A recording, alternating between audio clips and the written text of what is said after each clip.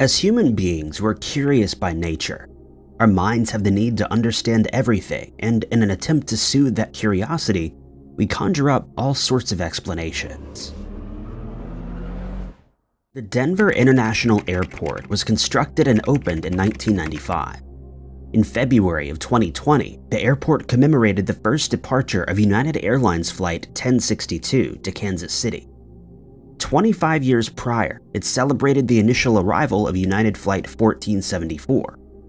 This regular-seeming airport is the largest one known to North America, and the second largest in the world. So it's no surprise that the place holds a bit of mystery, or aggravates some conspiracies. However, no one was expecting the extent to which these theories would go. If one were to search the internet for the Denver International Airport conspiracy, a lot of specific theories come up, including that the airport was built for the Illuminati.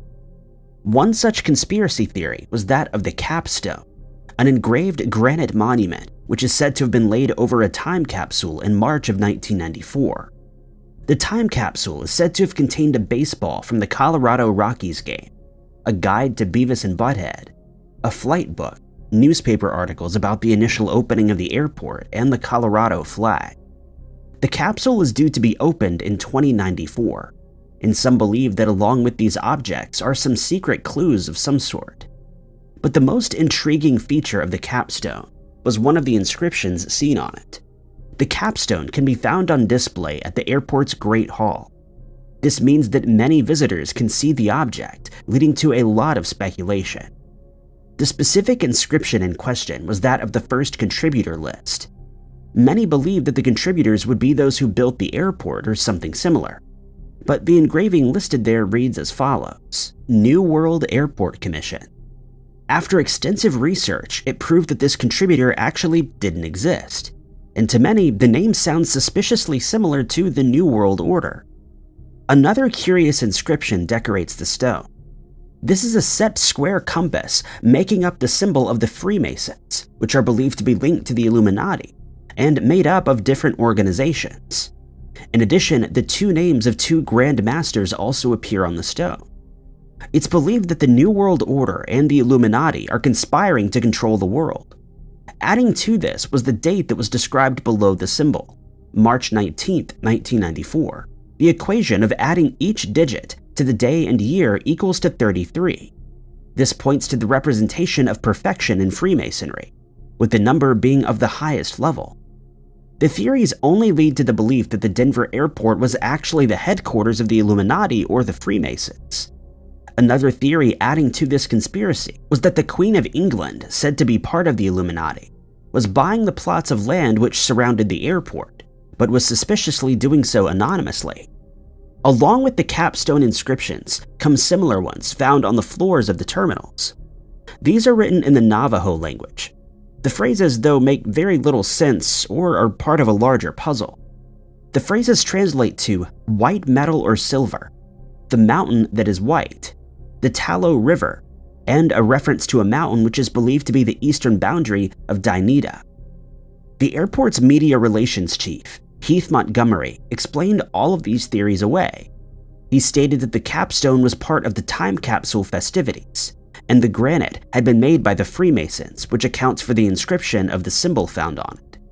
The chief also explained that having the Masons as part of a public opening was not something out of the ordinary. This expert also claimed that the contributor, New World Airport, did exist in 1994. In the year of 2007, the contributor chairman, Charles Ansbacher, said that the name of the organization was in reference to both the airport as well as the New World Symphony, an orchestra of which he was the conductor. He went on to say that believing something secretive was going on was absolutely preposterous. In addition to the strange capstone, the strange art murals that adorn the walls of the airport have also led to many conspiracy theories. The murals are titled In Peace and Harmony in Nature and Children of the World Dream of Peace.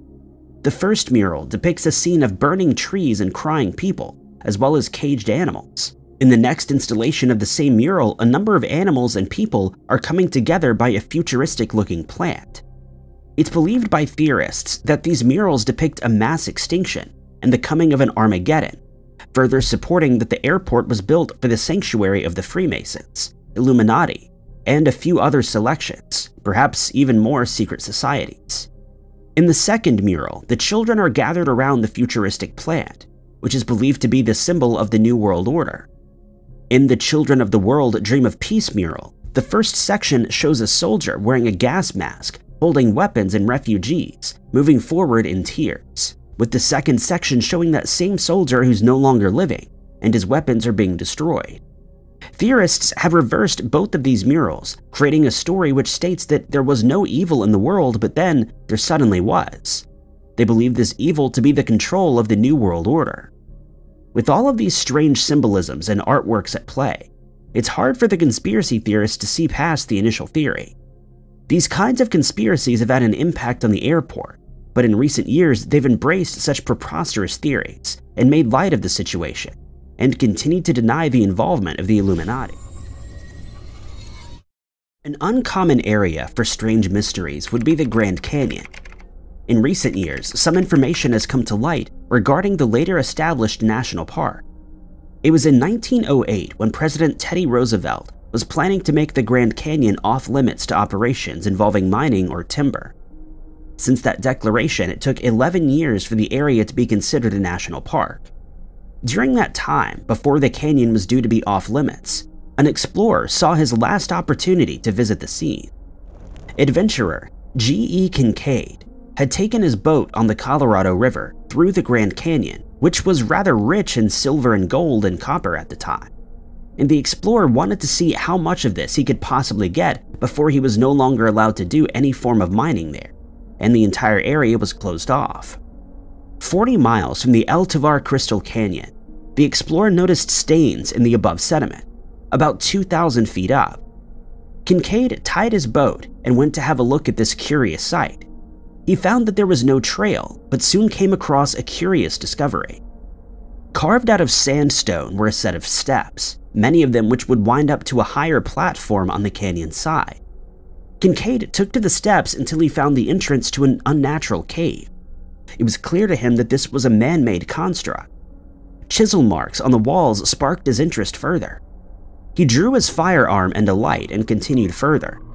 But upon further investigation, the explorer found writing on the walls. They were not of any native language, but rather they'd been of ancient Egyptian hieroglyphs. He then realized that the tunnel traveled off into the distance. As he ventured into the curious structure, he reportedly found a tomb which supposedly held mummies, one of which was found in a larger chamber, with walls angled at 35 degrees. Copper chalices and swords sat on a shelf above the remains, some of which were covered in clay. Later in an interview, the explorer claimed that the remains were that of adult men.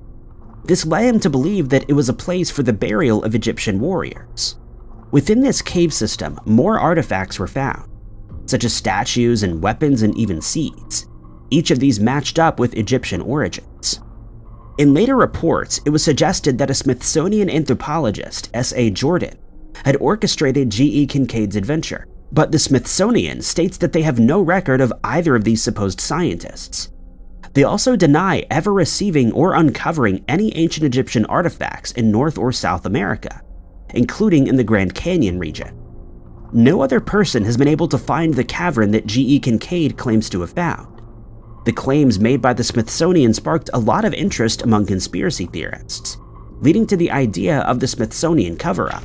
These theorists suggest that the Smithsonian intentionally expunged from all their records and has even gone as far as destroying these Egyptian artifacts that were found in the Grand Canyon, which do not align with the trusted historical timeline. Some even believe that this strange man-made cavern was a way to another dimension.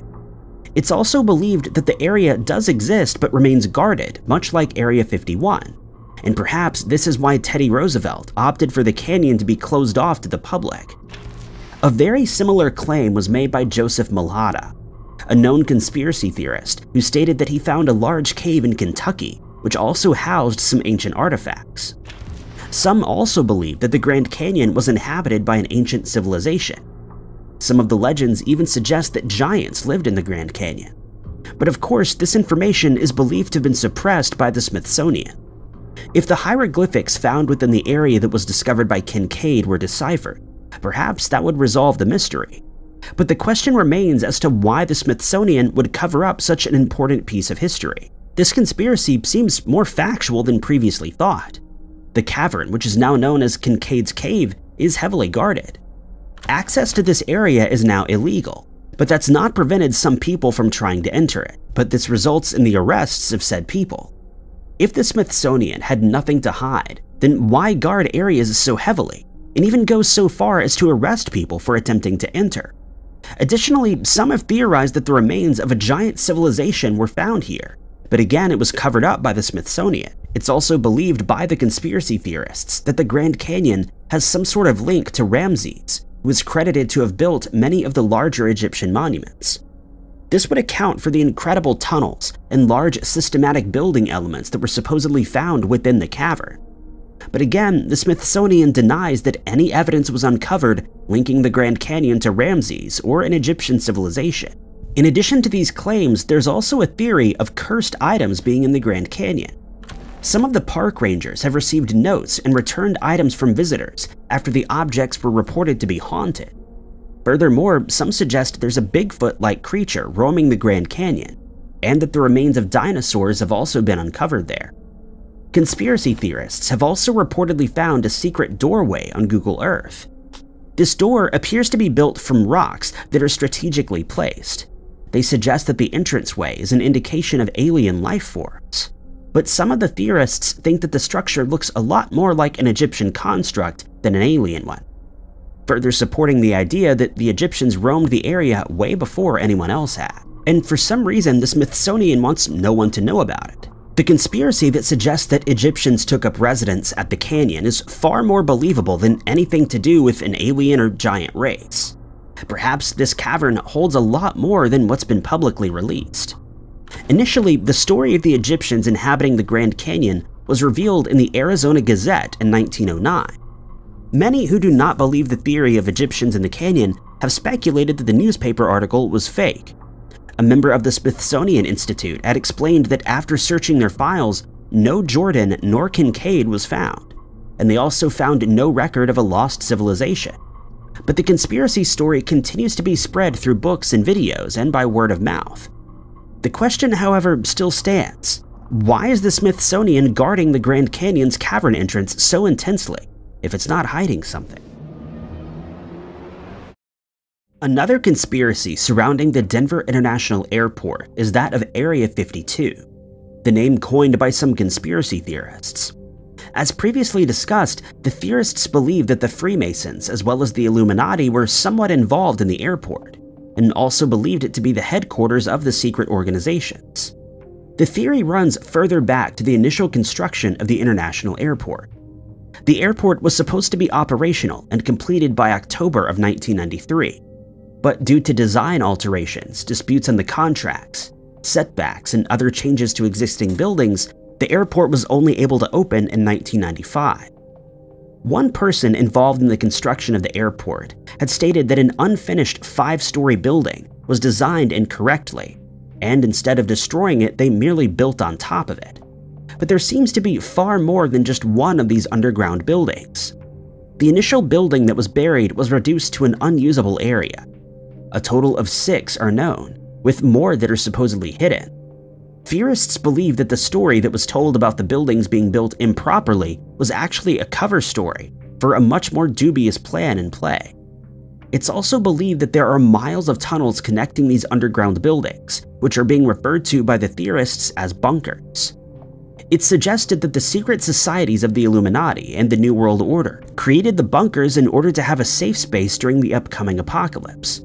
Biological warfare, and even plagues of sorts. Some have claimed that one of the tunnels runs about 100 miles away to the North American Aerospace Command, NORAD, close to Colorado Springs. This idea bore another theory which stated that this would be the base of the US military should another war be initiated.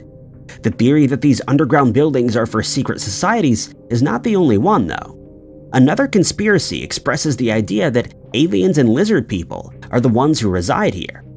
And in recent years, after the release of the horror film US, it was believed that the terminal was home to human doubles or doppelgangers waiting to escape and replace the original human beings. The officials at the airport have confirmed that there are a few existing buildings and tunnels beneath the airport, but the tunnels only extend just under 2 miles long. Jeff Price, who was an aviation professor at the Metropolitan State University of Denver, who is also a former Denver International Airport security director, attempted to debunk some of these mysteries. But even so, most conspiracy theorists were not so convinced. According to a former dentist, Dr. Leonard Horowitz, a man who's said to have seen the tunnels in question, explained that 3 days after the international airport was opened, the baggage system stopped working, and so the passengers were directed to a different tunnel, which had mosaics made of gold leaf, the best that the dentist had ever seen. But once the system was back up and running, the passengers were directed back to the initial area. He initiated the question of why would they finance art on the terminal walls if no one was going to use that area or even see the art. It suggested that this amazing artwork is rather for the financially rich secret organizations. An author by the name of David Icke has completed 20 books in which he attempts to prove that the world is being controlled by reptiles, which he dubbed the Babylonian Brotherhood, a group that includes George W. Bush, Queen Elizabeth II, and Chris Christopherson. In his 1999 publication, The Biggest Secret, he wrote, "Denver is scheduled to be the western headquarters of the US New World Order during the martial law takeover." He also claims in his book that there are slaves working underneath the international airport that are being controlled by the reptilians. But Dr. Horowitz believes that the lizard people theory is a Masonic story conjured up to divert the theorists off the path of the actual enemies, which are believed to be the remainder of the Third Reich. Some theorists believe that Area 52 was created after Area 51, where sensitive official government information was being stored. Area 51 was also denied to have existed to the public, and that ended up being real. According to the media relations chief, Montgomery, tours of the lower levels of the airport are not permitted, even with the media. He states that the underground areas are a security risk, and also states that other companies lease some areas there as offices and require privacy, which is imposed by legal restrictions. But as you may have guessed, many conspiracy theorists believe this to be another story to cover up what the underground section of the tunnel is really used for, or what it will be used for in the future. CEO Curtis Fentress, the man behind the airport and the principal of design of Fentress Architects, has something interesting to say. Fentress had taken over the project of building the airport. When he was asked about the underground level of the international airport, he simply stated that he couldn't speak of it and was sworn to secrecy. He furthered this by saying that the partial tour of the underground areas would be set forth in the future, but could not disclose any information otherwise. He also went on to say that one could go down to the underground areas of the Moscow terminal, where missiles would be launched from, and declared that the same could be expected from this airport. However, he didn't confirm nor deny that the tunnels and bunkers and supposed secret headquarters existed. Alex Christopher, a 65-year-old woman residing in Alabama, had a person phone her and tell her of an elevator which would take one down to the Denver airport corridor, which led to a secret military base of alien-controlled concentration camps. This was put forth in her book Pandora's Box 2. Aside from the Illuminati and Freemasonry headquarter theories, there were some more relating to the Blue Horse sculpture which was erected outside the airport. The Blue Mustang was nicknamed Blucifer. In addition, there are the creepy grinning gargoyles, the apocalyptic artwork, and other indicators of the Illuminati. The theory of living in a simulation has been one for many years. Even so, it's been little discussed or is not done so in depth. Conspiracy theorists have dedicated a lot of time to taking apart this idea of us not being real and living in a computer-generated simulation. Upon doing all this research, theorists have found many signs pointing to the idea that we do in fact live in a simulation of sorts. The initial conception of the idea that we live in a simulation was set forth by a philosopher named Nick Bostrom. Nick had suggested that the universe and everything that it consists of may be a simulation, and there's been much debate on the topic surrounding our reality. This theory has not been entirely denied, and in recent papers, there are claims that the chances we exist within a simulation are about 50-50. Although this theory has been met with some speculation, such as that of physicist Frank Wilczek, who expressed that our universe has too many complexities for it to exist within a simulation. Another physicist, Sabine Hossenfelder, debated the idea of a simulation is not even scientific enough to be proven or disproven or even tested. There have been some clues relating to a simulated life, which are suggested by conspiracy theorists. The Mandela effect makes one of them. The term was coined after people remembered Nelson Mandela passing away in 1980, but it had actually been in 2013. Some believe that this is due to a change in the past. The change occurred either by a glitch or by whoever controls the simulation. Another example of this is that some remember a movie from the 1990s called Shazam, which starred Sinbad as a genie, but this movie never existed. Another clue is that after so many years, we should have found aliens by now. Theorists believe that the reason we've not is because our computer system, on which our simulation runs, does not have sufficient RAM in order to host another civilization. A more scientific sign was that of the double slit experiment. This controlled experiment suggested that a beam of electrons is influenced by being observed. It was revealed that the more the electrons are watched, the greater the output is. This experiment led some theorists to believe that the simulation is maintaining resources and only rendering some things when it's aware that we're looking. In the recent year of 2017, researchers at the University of Washington had shown that computer codes could be inserted into physical DNA strands. This was to support the idea that computers which worked in gene sequencing were endangered. Climate change has also been credited to our simulation. It's believed that we experience climate change in order to come up with a solution which whoever is controlling the simulation can steal and use to prevent their actual climate crisis or to solve it. It's suggested that we're an ancestor simulation. Realistic-looking video games are another symptom of living in a simulation.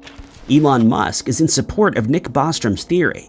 If human beings are able to live long enough to construct technology of very convincing simulations, it'll make more simulations leading to many different realities of simulated origins, and a singular base reality. Musk furthers this by explaining that initially we had games using 2D shapes, which have progressed incredibly throughout the years into multiplayer, hyper-realistic three-dimensional games. He suggests that if this improves, games would become very similar to real life. In another scientific sign, physicist James Gates says that he was able to find a computer code within the equations of string theory, which describes fundamental areas of the universe. He also claims to have found error-correcting coding. An MIT cosmologist, Max Tegmark, explained that the strict laws of physics may also be an indicator of the idea that we live in a simulation. He expressed that if he had been a character within a video game, he would at some point uncover that there are rules which are rigid and mathematical. Tegmark explains that the speed of light may represent the information speed at which our network can transmit within our simulation. A nuclear physicist, Zohre Davudi, is a non-believer in this theory, and his opinion states that cosmic rays would be visible to us as pixelated chunks if we were in a simulation, or as beams if we were in a base reality. But David Chalmers, a philosopher, quickly eradicated this theory and says that it would be impossible for us to test and prove that we're in a simulation, because any data we collect on the hypothesis could be simulated. Astrobiologists suggest that we live in something called the Goldilocks zone. This means that the planet is close enough to the sun to keep liquid a liquid, but not close enough to burn. This suggests that we live in a sweet spot. If the designers of the simulation wanted us to prove successful, they would place us in a strong enough environment in order to keep up with the simulation, or until we serve the purpose that our creators want us to. Furthermore, the acts of ghost hauntings or alien encounters are nothing more than a glitch in our simulation. This could also account for the alternate realities, parallel universes, and reincarnation mysteries.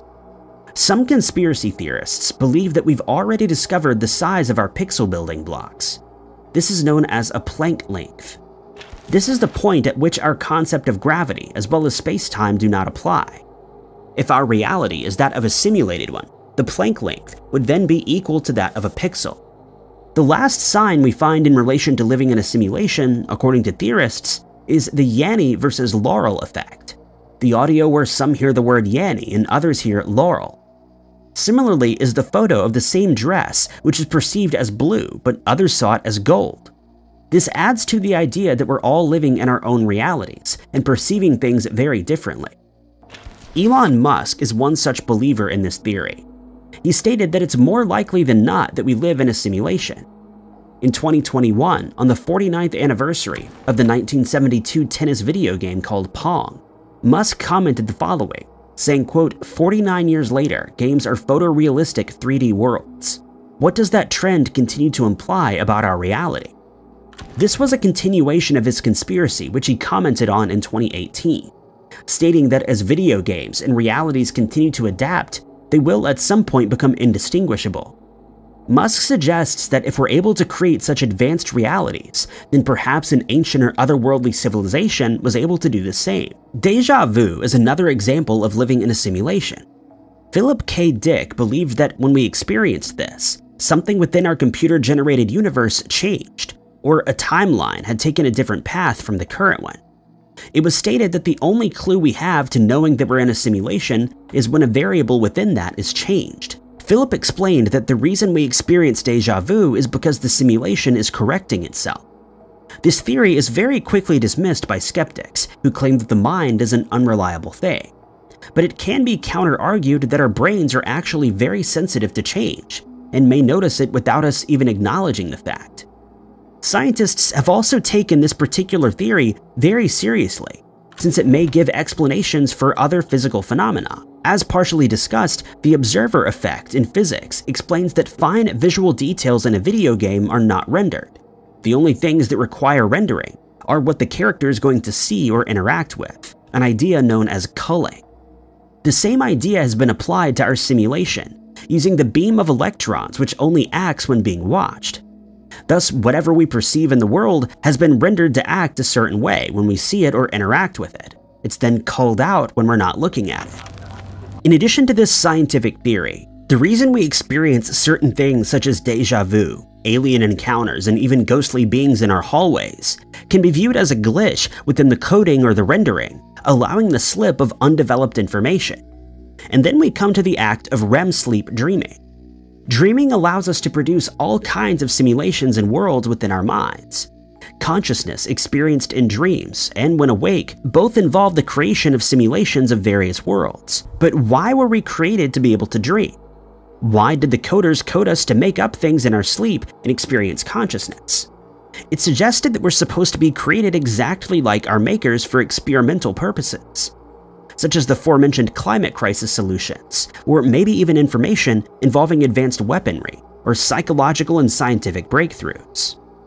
Everyone experiences such clues and signs of being alive within the simulation, but some remain skeptical. It seems that we may never truly prove or disprove this conspiracy theory. Nikola Tesla, who was perceived as a mad scientist, had various strange interests. One of these interests was that of the Egyptian pyramids.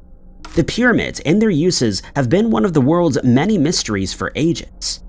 Theories of their cause ranged from tombs to alien return stations. But Tesla had a more unique approach to this. He believed that the pyramids were energy transmitters. He believed that he would be able to harness the energy from within the Earth and have that energy transmitted wirelessly through the globe. Early experiments that Tesla conducted were successful, but all of his work and research suddenly disappeared after his passing. It was believed that the US government had taken the files of research belonging to the scientist in an attempt to prevent sensitive information from falling into the wrong hands. It was later supposed that the real reason the information was being kept secret was because there were classified areas discussed in them. Some of the data was later released to the public, but a significant part of it has been lost.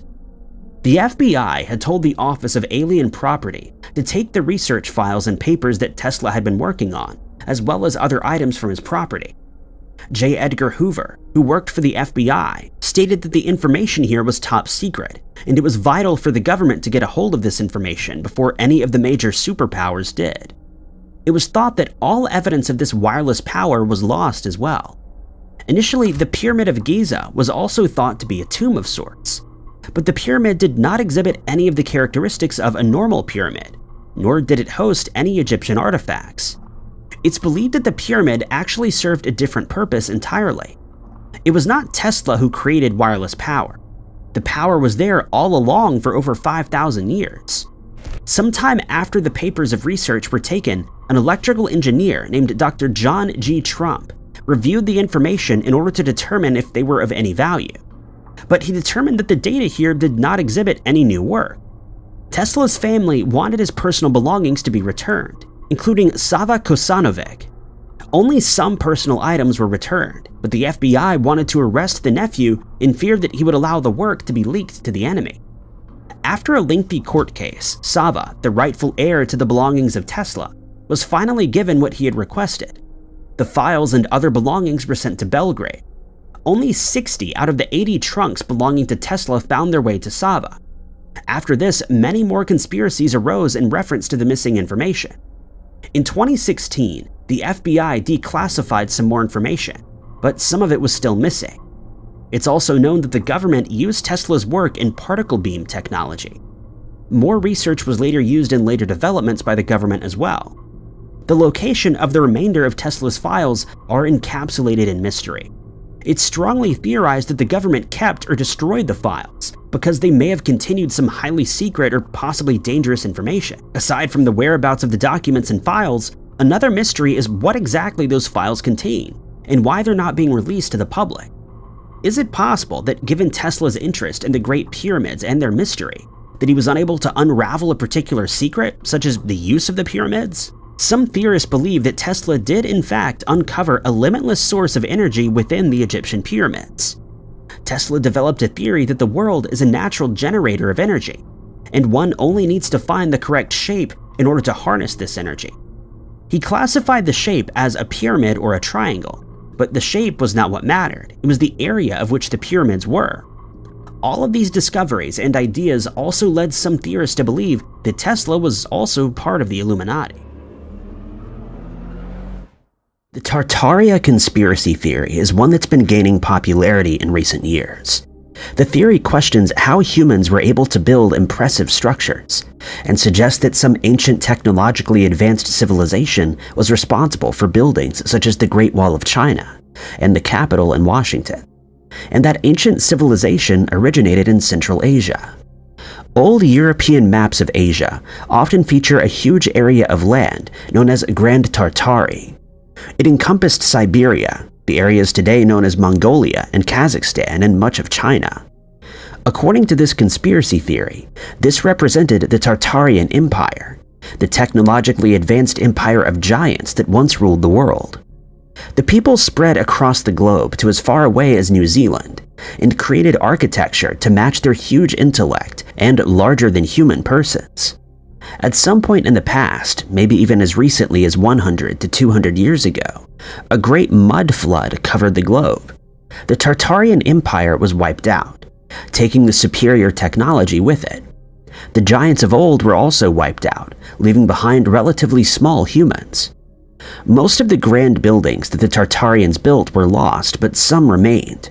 A few became known as monuments built by ancient humans, such as the Great Wall of China and the pyramids in Egypt. Others were less conspicuous and were able to blend into the towns that modern humans built for themselves. But believers in this conspiracy theory say that there's still evidence that these were built long before our modern times. For example, many of these buildings have windows that appear to be cut off by the ground. These are full-sized windows built into the basement, but only half of them can be seen from the outside. The buildings also have high ceilings, which would be pointless for humans and are better suited for people much taller than we are. Evidence also comes from old photographs. Roads are much wider than would be needed for horses and buggies, and these streets seem to be covered in mud. According to this theory, for some reason, the global powers don't want the truth about Tartaria to be revealed. They created a false history which places humans as the creators of these grand pieces of architecture, even though humans would have never been able to build such monumental structures. The alternative history involved in this cover-up even claims that the Maori of New Zealand were created only a few hundred years ago as part of the cover-up. In reality, or at least the reality according to these conspiracy theorists, the Napoleonic Wars were actually wars against the Tartarian Empire. The two world wars of the 20th century were actually an excuse to destroy Tartarian architecture that hadn't been destroyed in the mud flood. It was all part of the grand cover-up. The reason for this cover-up is less clear. With all conspiracy theories, an important question is to ask why. There doesn't seem to be a reason why the governments would want to go along with this cover-up, other than wanting to take credit for old buildings. The truth is that Tartaria was a real place, but never a unified empire. It was simply what Europeans called the area between the great Asian civilizations, which was mostly the home of nomads, referred to as Tartars. As we learned more about this area, the term Tartaria was replaced by the actual names of these lands, like Mongolia and Kazakhstan. The architectural choices of partially submerged windows may seem strange, but these were often buildings built on slopes, or simply partially submerged basements trying to get natural light. The truth is that ancient humans have been able to create marvels through ingenuity and hard work, and that architectural styles change rapidly, so what may seem strange today was in style just a few hundred years ago. Number 9. One of the most common types of conspiracy theories concerns celebrities being replaced by lookalikes. Sometimes it's a case of a tragic early passing which convinces record studios or managers to keep the celebrity alive through a body double. In other cases, it's just the celebrities themselves trying to leave the spotlight. None of these theories are more widespread than the one surrounding Beatles star Paul McCartney. Paul McCartney was born in Liverpool in 1942. 20 years later, he would become one of 4 members of the legendary band and a symbol of the counterculture movement. Even though the Beatles only lasted for 10 years, McCartney continued to make music up until present day. He's one of the wealthiest and most well-known musicians in the world. That's the official version of events, at least. But ever since 1969, there have been rumors that McCartney's life had been cut short, and the remaining members of the band hid the heartbreaking truth from fans. The conspiracy theory that Paul McCartney is no longer alive is one of the longest-lived theories. Evidence for the theory mostly comes in the form of cryptic clues that were supposedly hidden in the music and album covers produced by the band.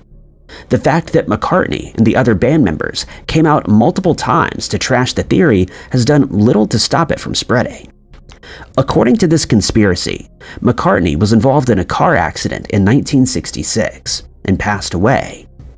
Realizing that this would be the end of the Beatles if it came out, the other band members decided to keep it a secret. The decision may also have been forced by the intelligence agency MI5, who knew that the passing of Paul would cause a great deal of distress to the band's fan base. They hired a look-alike to replace the singer-songwriter. Different versions of the story claim that his name was William Campbell, an orphan from Edinburgh, or Billy Shears. He was taught McCartney's history and how to speak like someone from Liverpool. Thankfully, the fake Paul was a talented enough musician, but some fans of the theory claimed that this was the point where the Beatles' music took off in a different direction. The rumors that Paul had been replaced were just whispers for 3 years. McCartney had gotten into car accidents but walked away from them unharmed, so there was something to base the rumors on. But in 1969, a student named Tim Harper wrote about the supposed cover-up in a student newspaper. This was the first time it was published in print. Shortly afterward, a radio station in Detroit received a call from someone asking about the rumor. The conspiracy theory rapidly spread from there, and before long, people around the world were asking if Paul McCartney had been replaced. McCartney spoke to Life magazine and said he believed the rumor had started because he hadn't been doing much press work recently. For some, this interview was enough to quell the rumors. But for believers in this theory, the fact that a fake Paul McCartney had denied that he was fake wasn't all that convincing. Apparently, the other band members began to feel guilty and started to hide clues to the truth in their music. At the end of the song Strawberry Fields Forever, John Lennon could be heard mumbling something that sounded an awful lot like "I buried Paul." Lennon later claimed that he was saying cranberry sauce. Other songs had to be played backwards for clues. Revolution 9 revealed the phrase "Turn me on, dead man," repeated, and I'm So Tired revealed "Paul is dead man, miss him, miss him." The most famous clue came from the cover of the album Abbey Road, which featured the 4 band members walking across a zebra crossing. Paul is out of step with the other band members and isn't wearing shoes. It's said that the clothing of the others is also symbolic. Lennon is dressed in white like a clergy member, Ringo Starr is dressed in black as a typical mourner, and George Harrison follows behind dressed in denim, symbolizing a gravedigger. Some versions of the theory go a step further and claim that Billy Shears, the fake Paul, was actually the son of occultist writer Aleister Crowley. Crowley is said to have had an influence on the Beatles' work, as well as the work of many other counterculture artists. He's also believed to be the titular Sgt. Pepper from Sgt. Pepper's Lonely Hearts Club Band. This album also has songs that supposedly reference the conspiracy theory, and was the first to be produced after McCartney supposedly passed away.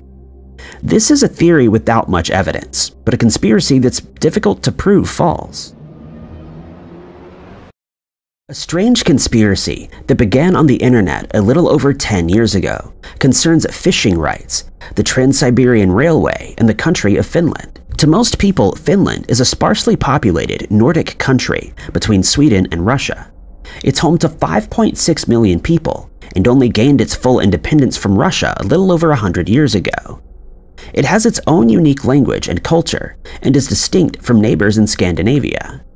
In modern times, the country is possibly best known for topping the ranks for education, healthcare, and national stability. But according to the theory, that's all a lie. That's because the country of Finland doesn't exist. Not only does the country itself not exist, but the landmass itself is non-existent.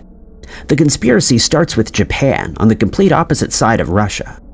The Japanese had a large market for fish, which its territorial waters couldn't satisfy. Due to the regulations on fishing in international waters, Japan was looking at a shortage. For some reason, Russia was willing to help out the nation that had only recently humiliated it in the Russo-Japanese War. When Finland gained independence from Russia in 1917, it was actually Russia creating the imaginary nation. Previously, the only thing that had existed in that area was the frigid North Baltic Sea. Japan was granted exclusive fishing rights in the area, known to the rest of the world as Finland. If the rest of the world believed that there was a landmass here, it would be unlikely that anybody would discover the conspiracy. The Trans-Siberian Railway was designed to help Japan transport its ill-gotten catch across Asia to the markets and restaurants on the Japanese island. Crates of fish were shipped across Russia to the Sea of Japan on the railway. Officially, it was Nokia products being shipped on the railway, which helped Nokia to become Finland's largest company. But very few Japanese people own Nokia products, according to the theory, which suggests that the large number of exports from Finland aren't Nokia products at all. In the early 20th century, it would have been easier for Russia and Japan to keep this a secret. They would have to convince Sweden and Norway, which border Finland, that the sea here was actually a landmass, but the rest of the world would be paying very little attention to this part of the world. But once air travel and satellite technology really took off in the latter half of the 20th century, it will be harder to keep this conspiracy a secret. According to the conspiracy theory, the reason why the rest of the world goes along with the myth of Finland is because it serves as an ideal. It's used as an example that policies supposedly being implemented in Finland actually work, and as a goal for the rest of the world to strive for. Even though Finland is relatively sparsely populated, there are still 5.6 million Finnish people who do exist and also believe their country to exist. According to the theory, these people either live in eastern Sweden or western Russia.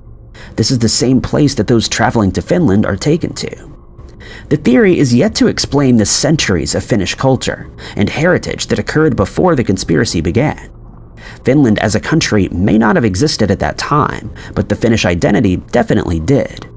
It would also require thousands of people to go along with the conspiracy without receiving any benefit. What we think of as modern art isn't something to everyone's taste. It's easy to understand why masterpieces from hundreds of years ago sell for millions of dollars. They appear to have taken a considerable amount of time and talent to create realistic or stylistic images. Even abstract art from the 17th and 18th centuries has a certain level of detail. But it's harder for people to believe that art from more recent years can be worth the extraordinary amounts that they can fetch at auction. Pieces of art that are nothing more than a canvas with slashes in it sell for millions of dollars, and this leaves a lot of people asking why. When it comes to art, a piece is worth as much as it's sold for. Paintings have no inherent value, only the value that the buyer and seller place on them. That can be a reflection of the time and skill involved in creating a piece of work, or a meaning that the buyer reads into. It could also be that the buyer simply likes a piece of work and is willing to pay whatever is requested to have it. Sometimes a piece of art is sold for a high amount, just because the buyer wanted to brag about owning an extremely expensive piece. But some conspiracy theorists believe there's more to this than the innocent if strange reasoning. This theory suggests that most, if not all, modern art is money laundering. Unlike some other conspiracy theories, there's actually some evidence behind this theory. The art world is often described as the perfect place for people trying to launder money. As artwork has no value, it can be sold for a high amount without too many questions being asked. In theory, a piece of art can be sold back and forth between shell companies, artificially inflating the value before being sold for real at this higher price. Auction houses give buyers and sellers a great deal of privacy, allowing pieces to be sold anonymously.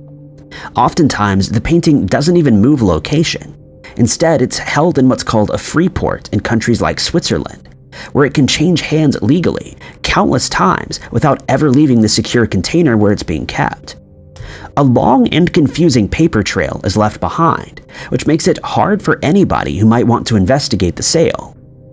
As one of the few global industries with few regulations, it's believed that the art industry is often used for international money laundering or the payment of bribes. A few cases have even led to convictions, but it's believed that there are many more cases that are never caught. Governments around the world are working with auction houses and art professionals to try to crack down on money laundering, but how much of an effect this is having is unclear. But this theory goes even further than saying that it's happening. Instead, all the artwork that doesn't seem to be worth the millions it's sold for is being used for laundering. Someone wanting to pay a bribe can instead buy a piece of art, hand over the bribe money, and receive a canvas with some lines of paint on it. It's unlikely that all modern art is connected to criminal activity, but rather criminals are using an industry already in place as cover for their nefarious deeds.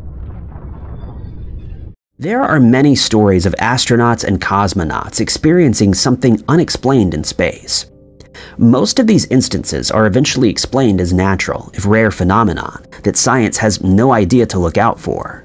But the story of the cosmic angels, allegedly discovered in 1984, remains a mystery. The story states that in July of 1984, 6 Soviet cosmonauts experienced something truly out of this world. It began on July 12th, the 155th day of a mission aboard the Salyut 7 space station. Salyut 7 was a Soviet low-Earth orbit space station launched in April of 1982. By 1984, there had been a few problems aboard, including instances of fire, but overall it remained in service. Cosmonauts Leonid Kissa, Vladimir Solovyov, and Oleg Atkov were over halfway through their mission aboard the station. They were conducting medical experiments and would go on to set the record for the longest time spent in space. The work would have been tiring for all involved, and nobody knew exactly what spending so long in space would do to a person. The cosmonauts were in the middle of their work when a strong orange light filled the space station. At first, they thought it was a fire and rushed to the windows to see if they could figure out where it was coming from. It was only then that they discovered it wasn't something so easily explained. 7 giant figures were floating outside the window. The figures appeared to be humanoid, but were 80 feet in height and had a wingspan comparable to a 747 jet. The figures appeared to have wings and orange mist-like halos behind their heads. Despite the blinding light coming from the figures, the cosmonauts could make out faces that seemed to be smiling at them. For 10 minutes, the mysterious figures floated outside the window. That meant they were keeping up with the space station, which would require them to be moving at very high speed. After about 10 minutes, they disappeared. The cosmonauts reported what they had seen to Mission Control back on Earth. It seemed like they'd encountered angelic beings or some kind of extraterrestrial. Given the amount of time that they'd spent in space and the work that they'd been doing, Mission Control speculated that they'd actually suffered from a stress-induced hallucination. It's possible that they had seen something involving natural sunlight reflecting in the atmosphere, and the stress had caused that to be misinterpreted as these angelic beings. But shortly after the incident, the cosmonauts were joined by 3 others. These were Vladimir, Svetlana, and Igor. Their mission was for Svetlana to conduct a spacewalk, becoming the first woman to conduct one and beating NASA to the milestone. The trio had only been aboard for a few days when an orange glow once again filled the space station. This time, all 6 cosmonauts saw the angelic beings, which looked the same as they did before. This time, a stress-induced hallucination couldn't be the explanation, as the 3 new cosmonauts wouldn't have been suffering from this. When the cosmonauts were brought back to Earth, they underwent rigorous medical tests to ensure that they were of sound body and mind, and that their time in space hadn't done any lasting damage. There didn't seem to be any medical problems that could explain the mysterious sighting. According to the story, the Soviet government tried to cover up the sighting, but it eventually leaked and appeared in newspapers around the globe, including the Washington Post, and nobody could find a suitable explanation. Conspiracy theorists claim the story was brushed under the rug and dismissed as a hoax. If this was the case, there would need to be some kind of cooperation between the opposing factions in the Cold War. The space race was over, but the 2 sides were still pushing to reach milestones first. The first contact with an alien or angelic being would have been especially coveted. There doesn't seem to be any evidence that this story ever actually happened. Lots of covered-up stories came to light after the fall of the Soviet Union, and this was not one of them. The news reports from the time all seem to have disappeared, and it's possible the whole thing was simply made up. Over the past few decades, extreme weather events have been getting worse and worse. Hurricanes, typhoons, droughts, and wildfires have all caused devastation to communities around the world. According to scientists, this is an effect of the rising global temperatures putting more energy into Earth's weather systems. But according to conspiracy theorists, at least one of these has a much more human cause. According to this conspiracy, since at least 2014, wildfires in the United States have been caused by direct energy weapons. Direct energy weapons sound like something out of science fiction, but are real devices that are being developed by several countries, including the US. They use electromagnetic energy to harm their target, and can take the form of lasers and high-powered microwaves. Officially, while these are in development, nobody has been able to make this kind of system work in a real-world setting. But conspiracy theorists believe that this isn't the case. The weapons have been used to cause wildfires with devastating effects. The most recent time that this has happened was on the island of Maui in Hawaii. Wildfires tore through the island, destroying homes and leaving ruins in its wake. The exact cause of the Maui wildfires is yet to be determined, and it's still being investigated. Theories involve the strong winds from a nearby hurricane and extreme dry conditions, but it could also have been downed power lines. Generally, it's believed that the fire could have been caused by something artificial and spread by the weather conditions, but it was not intentionally set. But this conspiracy suggests that the fire was started and helped to spread by direct energy weapons. At the time, many images and videos were shared on social media that seemed to show the weapons in action. These included bright lights being fired down into a populated area, or in some cases, up from the ground. One video showed a fireball coming from nowhere, allegedly just before the wildfires began. Fact-checking sites and news outlets have been able to find explanations for all of these images. One is from a SpaceX launch, where the fireball was actually a blown generator that occurred in Chile, and was confirmed by Chilean news outlets. Other theories have been asking questions about why certain things burned and others were left unharmed. These could all be explained scientifically, but some wondered if this was further evidence that the fire had been deliberately caused and was designed to avoid certain things. As with all conspiracy theories, the question is always why. It could simply be a test of the devices, but many theorists believe this is to help spread fear for climate change. In the case of Maui, there's an additional factor. Some believe that the weapons were used to target indigenous populations who didn't want to sell the land their families had lived on for generations. The conspiracy is that they'll now be forced to sell their land, likely at a lower price than what would have otherwise been the case. Maui isn't the only place that theorists believe has been the target of these energy weapons. California has suffered through many wildfires over the past decade, and according to theorists, it's been the victim of these energy weapons. No matter how outlandish a conspiracy theory seems, there's always going to be a small portion of the population that believes that it might be true. That's in part due to the fact that one of the craziest sounding conspiracy theories did turn out to be true. MKUltra was a series of mind control experiments conducted by the CIA for decades. It was top secret, and even today, we don't know the full details about what happened and how many victims there were. Early in the Cold War, it was believed by some in the intelligence agency that the Soviet Union had developed some kind of mind control technology. This was why so many people had begun to think sympathetically towards communism. Just like in the nuclear arms race, the only way to beat this alleged mind control was to develop better mind control technology. The CIA worked with universities, the military, and other organizations to conduct their experiments. The most famous element of the experiments involved mind-altering substances. Some people were dosed with these substances every day for almost 200 days. Many were unaware of what was happening to them, and victims included mental health patients, prisoners, and even members of the armed forces. The goal was to be able to remove a person's subconscious and replace it with a new way of thinking. When a trigger word was sounded, these people would be temporarily incapacitated and become agents for the CIA. Officially, the experiments ended in 1973, 20 years after they first began. It had been a complete failure.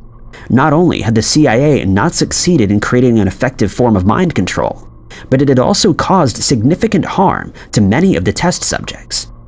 People continued to suffer from mental illness for the rest of their lives due to the impact of the experiments. Amnesia was common, as well as forgetting how to do basic functions such as talking.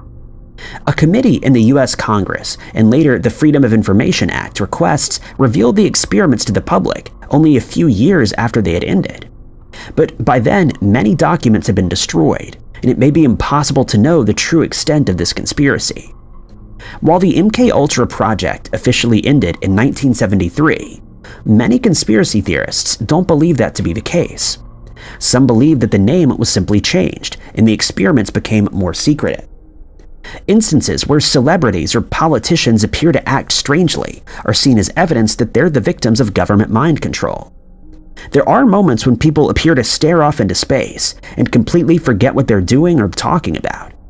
According to the theories, the trigger word was said, and the victim was temporarily incapacitated. This might have been done accidentally, or it could be because the victim was about to reveal some kind of secret. Very few people know what's really going on inside the Hermit Kingdom of North Korea. The fact that the country has some nuclear weapons and other devices that could cause destruction to the surrounding area means knowing about the politics inside North Korea is extremely important. Figuring out who is really in charge and what their next moves might be is a matter of international security. Given the amount of secrecy surrounding North Korea, it's not surprising that there are several conspiracy theories, especially about the man in control. Kim Jong-un has been the supreme leader of North Korea since his father passed away in 2011. He's the third generation of the Kim family to rule over the country. His authority comes from the cult of personality around his grandfather, the country's founder, Kim Il-sung, who was celebrated as a godlike figure. Despite being educated in Europe, Kim continued to rule North Korea with the same hostility to the outside world as his predecessors. Even when it seemed like relations were beginning to warm, testing of weapons continued, creating fear in neighboring countries. In early 2020, Kim apparently disappeared from the public eye. There were no media appearances, and he didn't appear at the April meeting of North Korea's parliament. Even more alarming, he was missing from the annual celebrations of his grandfather's birthday. This is the most significant event in the North Korean calendar, and an event that Kim Jong-un would be unlikely to miss if he had a choice. The absence led to conspiracy theories that the supreme leader had passed away. For a long time, outside media had speculated about Kim's health. As a heavy smoker and being significantly overweight, it was suspected that he could have any number of health problems. If any of these health problems were real, he would be considered at risk of serious complications if he contracted COVID. According to North Korean officials, there's been no cases of the disease in the Hermit Kingdom, but there was every possibility that official sources just weren't telling the truth. Rumors suggested that Kim had contracted the disease and was either bedridden or had passed away due to it. Another theory suggested that he'd undergone surgery for a heart problem and passed away during the operation. When Kim Jong-un appeared again in May, this seemed to squash the rumors that he'd passed away, but the conspiracy theory lived on. Even before this recent disappearance, there were rumors that Kim Jong-un had been replaced by a body double. Videos emerged showing North Korea's leader with many people sporting his hairstyle and wearing the same thing as him. It's important to note that North Korean men are prohibited from having the same hairstyles as their leaders. Kim wouldn't be the first to use a body double for security reasons, but this theory suggests that the double has now completely replaced him. In 2021, 2 photos of the leader taken months apart went viral online.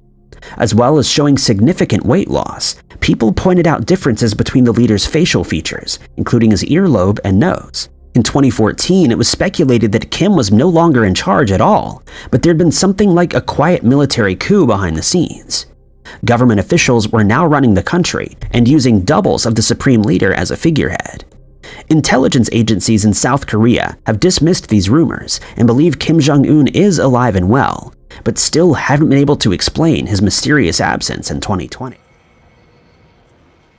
There are few organizations that have as many conspiracy theories surrounding them as NASA. Most of these conspiracy theories involve the agency's main focus, space, either covering up something that's happening in space, such as the flat Earth theory, or simply pretending to achieve something they didn't, like the many moon landing conspiracy theories. But one conspiracy theory is concerned with a discovery NASA allegedly made here on Earth. The conspiracy theory started on social media a few years ago and asks why NASA stopped exploring the Earth's oceans. According to the theory, NASA's original mission involved exploring the Earth's oceans, and this mission came to an abrupt end in 1978. The organization then turned its focus on getting humanity off Earth as soon as possible. This leaves questions about what was discovered lurking beneath the ocean's surface and why it scared the government agencies so much. It's frequently cited that only 5% of the Earth's oceans have been explored, and only 10% of the ocean floor has been mapped out. Given the fact that the ocean makes up the majority of the Earth's surface, even those without a mind for conspiracies are left asking why that is. It would make more sense to try to find out everything we know about our own planet before exploring others. According to this theory, NASA agreed and spent about 20 years exploring the ocean before mysteriously stopping. The original conspiracy videos never go as far as saying what they believe was discovered in 1978. They just simply ask the question. There's one conclusion that can be jumped to, though, that there was something intelligent beneath the water that humans need to get away from. The idea of underwater aliens or unidentified submerged phenomena are well known. Some alien theorists suggest that we shouldn't be looking at the sky for evidence of extraterrestrial life, but beneath the water. There are many videos online of unknown objects supposedly diving into or bursting out of the sea. Even professional scientists have suggested that if aliens were to come to Earth to observe us, the ocean would be the best place for them to do that. An advanced technological civilization beneath the water has been a myth for centuries, with the myth of Atlantis being the most well-known. This conspiracy theory suggests that NASA might have found a civilization and, rather than fight it, decided to try to get off the planet. Alternatively, what was discovered could be some singular entity, rather than a civilization. In the Lovecraft mythos, the ocean is home to the old gods, and there are countless stories of sea monsters that could have their origins in reality. Lots of conspiracy theories begin with people being skeptical about what they're told without any evidence. A degree of skepticism can be healthy, but when it comes to denying factual evidence and requiring an unattainable amount of proof, it can leave someone questioning anything and everything. The conspiracy theory that ancient Rome didn't exist started with this healthy skepticism, and has since become something else entirely. Unlike the phantom time hypothesis, which suggests medieval Europeans decided to jump forward a few hundred years, the Roman conspiracy theory believes that everything that happened during the classical era was completely made up. There are a few different versions of this theory. The version that's become popular in recent years suggests that the Roman Empire itself and classical Rome were made up around the 1500s. It's well known that Rome incorporated elements from other cultures into its own culture, with things like its religion, language, and architecture being influenced by other Eastern Mediterranean cultures. But according to the conspiracy theory, this wasn't neighbors sharing cultural influences. Instead, later Europeans, normally working for the church, took elements from cultures that did exist in the classical era and gave them to Rome. It's also alleged that the works of literature and other writing created by the Romans were actually created by Benedictine monks. The conspiracy theory claims that there are no surviving manuscripts that could be dated to the classical era, and the only things we have are what are supposedly copies, but are actually the original versions created in the 1500s and 1600s. Other versions of this theory go much further. They claim that the entirety of human history before the year 1000 was made up. These events actually happened between the years 1000 and 1500, but were simply misunderstood as having happened earlier, or were deliberately falsified. It wasn't only ancient Rome that didn't exist, but ancient China and other civilizations that occurred before the year 1000. The origin of this conspiracy theory is skepticism, which actually helped historians to better understand the ancient period.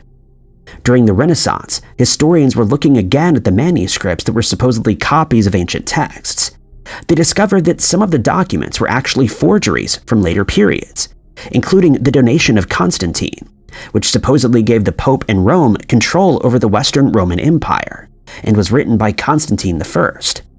It was actually a much later forgery. But most manuscripts from the ancient period were determined to be authentic. Some might have transcription errors, but were mostly correct, and had sources from the classical period. But some scholars disagreed with this judgment. They found manuscripts that didn't appear to be sophisticated enough to be genuine ancient articles, and decided that these must have been created much later. There was also evidence that early church leaders didn't believe the same thing that the Roman Catholic Church now believed, and so it was concluded that these also had to be later forgeries. From this skepticism, a belief spread that anything and everything that was claimed to be ancient could actually be a forgery. It was helped by a general misunderstanding of the techniques used to date items, and spread by people who wanted to discredit the importance of Italy, or make other areas seem more important. Most people, at least in the Western world, will have read or watched a work by William Shakespeare at some point in their lives. The Bard's work is commonly featured in high school English classes, and has inspired many other works of fiction in the 400 years since he passed away. But when it comes to William Shakespeare himself, the amount of information we know about him isn't as much as could be expected for someone so famous and known around the world.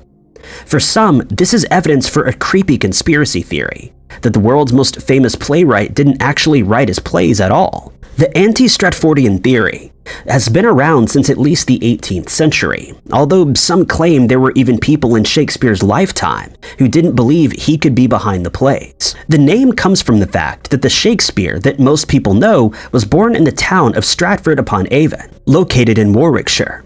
For many, Shakespeare's birthplace and relatively lower-class background is one of the key parts of this story. In 1564, a boy named William Shakespeare was born to John Shakespeare and his wife Mary. They weren't poor, and Mary came from a landowning family, but they were classed as upper middle class at most. John Shakespeare worked as a glove maker, and there was no evidence that the family was destined for any great things.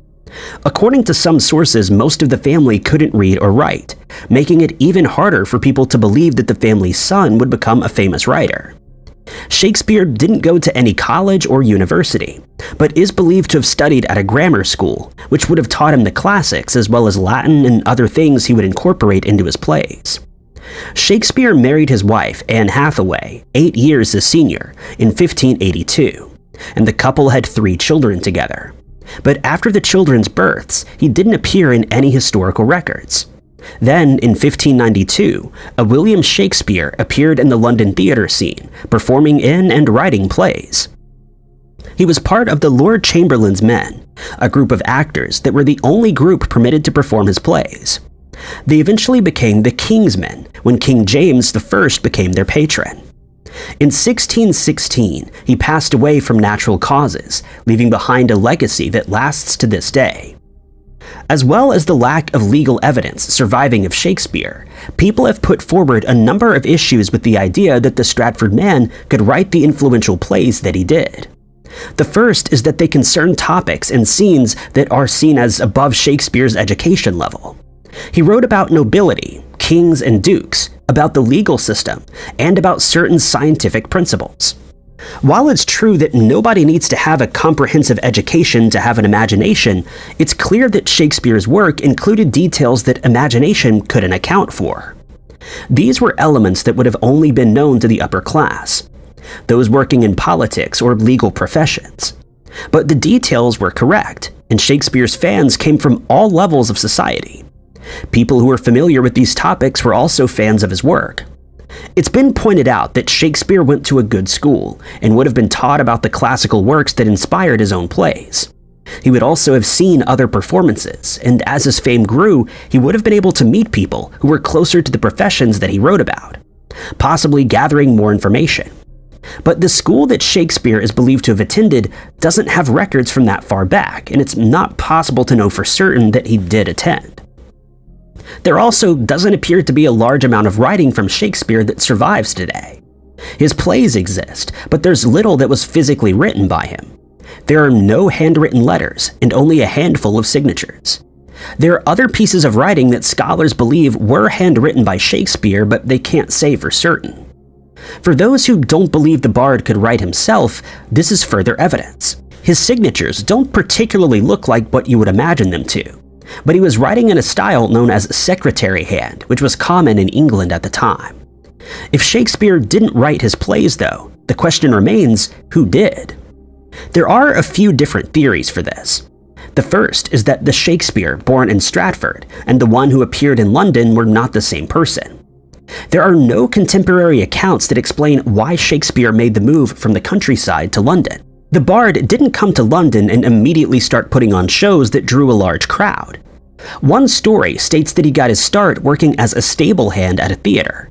It's possible this was just a 17th century version of the story of a man from the countryside moving to the city to try to make it in the show business. But anti-Stratfordians see this as the first break in the chain connecting the famous playwright to the son of a glove maker. Whether this second Shakespeare actually wrote the plays himself, or was simply someone used as a frontman by other authors depends on the theory. One of the most common alternate authors given is Edward de Vere, the 17th Earl of Oxford. Many believe that the work must have been produced by someone of the upper class, but these people wouldn't have been allowed to produce such plays. For Oxfordians, Edward de Vere is the perfect candidate. He would have had the knowledge needed to write about the aristocracy that's common in Shakespeare's works, and some believe that a number of plays are inspired by stories from de Vere's life. There are also allegedly secret messages that point to de Vere being the true author. The political arguments made in the plays would have caused serious problems for the Earl, which would be one reason why he was hiding behind a pseudonym. The main problem with this theory is that the Earl of Oxford passed away in 1604.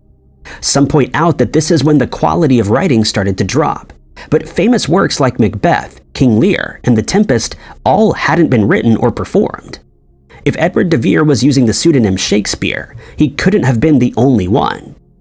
Another common alternate author is Sir Francis Bacon, who was a philosopher, author, scientist, and historian. He didn't officially write plays or poems, but the reason why they might not appear in the list of works attributed to him could be because he wrote them under a different name. He had visited many of the places that feature in Shakespeare's plays, had the knowledge that would be necessary to write about the various topics, and there were allegedly secret codes connecting the two authors.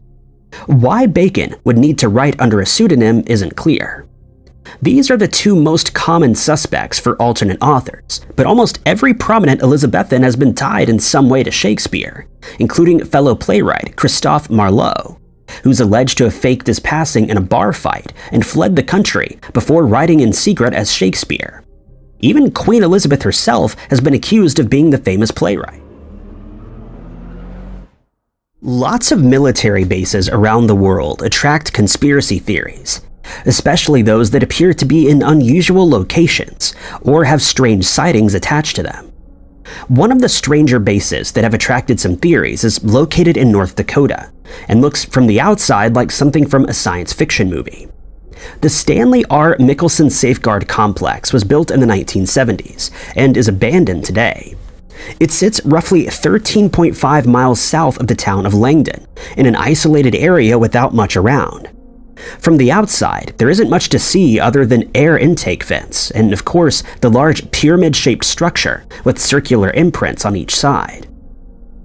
It's this pyramid that is most attractive to conspiracy theorists, as well as the strange history of the site. The Safeguard complex was completed in 1975 and began operations on October 1st of that year. It was built to protect America's nuclear weapons in the event that the Cold War ever became hot. It covered a nearby cluster of silos where weapons could be launched from, and would be one of the first targets should the USSR strike first. The mysterious pyramid was actually a missile site radar, and was built with the most advanced radar systems and other technologies. The complex could then launch a counterattack to destroy any weapons fired from the USSR at the nearby silos. Knowing it was designed for a nuclear apocalypse, the eerie-looking buildings are creepy enough, but many believe that there's more to this complex than has been admitted. Even though it only started operation on October 1st, the government voted to shut down the site on October 2nd, 1975, less than 24 hours later. It remained in use as a military base with over 1,000 military and civilian personnel working there, but was closed completely in 1976 and has been abandoned ever since. This was despite the fact that $5.7 billion had been spent on building the site. At first, it would seem that the US government wasted billions of dollars on a site that was in operation for less than a year. That's led to many people believing that the true purpose of the site was something much more sinister, or that it was in operation for much longer. There are a few theories about what the site could have been used for. A popular one is that this was part of some weather control base. Secret weather-controlling experiments or devices appear in other conspiracy theories, most notably the HAARP, or HAARP. The High-Frequency Active Auroral Research Program is located in Alaska, and is a project funded by the US Air Force, Navy, and DARPA. Its purpose is to research the Earth's ionosphere, but conspiracy theorists have blamed it for everything from controlling the weather to causing natural disasters. With HAARP, there is at least some logic that its purpose is something to do with the upper atmosphere, and the possibility that it could manipulate weather patterns does make some sense. With the security complex, there's no such connection, but that hasn't stopped people from suggesting that the true purpose of the pyramid was to create a plasma shield in the Earth's atmosphere to cause strange weather effects. Another theory suggests that this shield doesn't only affect the weather, but it's also part of a mind control experiment.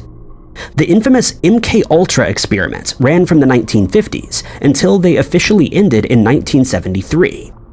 If this theory were correct, then the experiments might not have ended, but have taken a new form at the Safeguard complex site. There are two main problems with these theories, other than the lack of evidence. The first is that the complex was abandoned, and it wasn't long before urban explorers visited the location. There are still videos available that show the dilapidated buildings and empty rooms. They're extremely creepy, especially considering they were supposed to be used at the end of the world. But it's clear from the videos that they're not still in use, and don't appear to have been in use for some time. The story that the facilities, at least above ground, were abandoned in 1976 appears to be true. The other issue is the reason why this would exist. In the 1970s, the US government was much more concerned with the USSR's potential nuclear weapons and preventing their own from being destroyed than they were with controlling the weather. The government would have had no reason for the kind of building the conspiracy theory suggests existed, and plenty of reasons for the nuclear defense system. Another theory answers these two issues, suggesting it could possibly be home to a nuclear bunker, even one owned by the Illuminati. The creepy pyramid that inspires many of these conspiracy theories does have similarities with the alleged symbol of the mysterious group. Other evidence for this underground bunker theory came in 2012. In December of that year, it was built by the Spring Creek Hutterite Colony, a Christian religious sect similar to the Amish. The theory suggests that the sect bought the complex knowing about the bunker, and intended to use it at the end of the world, which was predicted to come on December 21st of that year. If the secrets of this base were underground, it would explain why the above-ground facility is completely abandoned. It would be strange for a secret organization to build a large pyramid, the symbol of their organization, over the top of their secret underground base, but the entire complex is strange. The official explanations for the Stanley R. Michelson Safeguard Complex do make much more sense than the conspiracy theories, even the reason for its short operation. It was the first of a number of similar complexes that were planned to be built in the mid-1970s. At the same time, the US government was in talks with the USSR, trying to reach an agreement about the number of ABM sites that each country could possess. The purpose of the complex in North Dakota wasn't just to be another ABM site. It was supposed to show the Soviets what America could do for relatively low cost. Upon seeing that, the Soviets would agree that no more should be built. The plan worked, and it was agreed that each country would be limited to 2 ABM complexes. With the treaty in place, there was no real need for the complex in North Dakota, which is why it was abandoned so quickly. Queen Elizabeth I of England is one of Britain's most famous monarchs. After the turmoil caused by her brother's short reign and her sister's attempt to return the country to Catholicism, her long reign provided stability for the country and led to one of England's golden ages. But one conspiracy theory claims that Elizabeth Tudor, the daughter of Henry VIII and Anne Boleyn, wasn't the person responsible for this. She had actually been replaced as a child by a boy, who went on to reign in her place. The story was first popularized by Dracula novelist Bram Stoker. According to Stoker, the conspiracy theory was well known in the village of Bisley, where the deception began. It started in 1543. In London, a plague had taken hold of the city. Henry VIII was still in power at this point and forbade anybody from London from coming within 7 miles of him. His daughter Elizabeth was 10 years old at the time.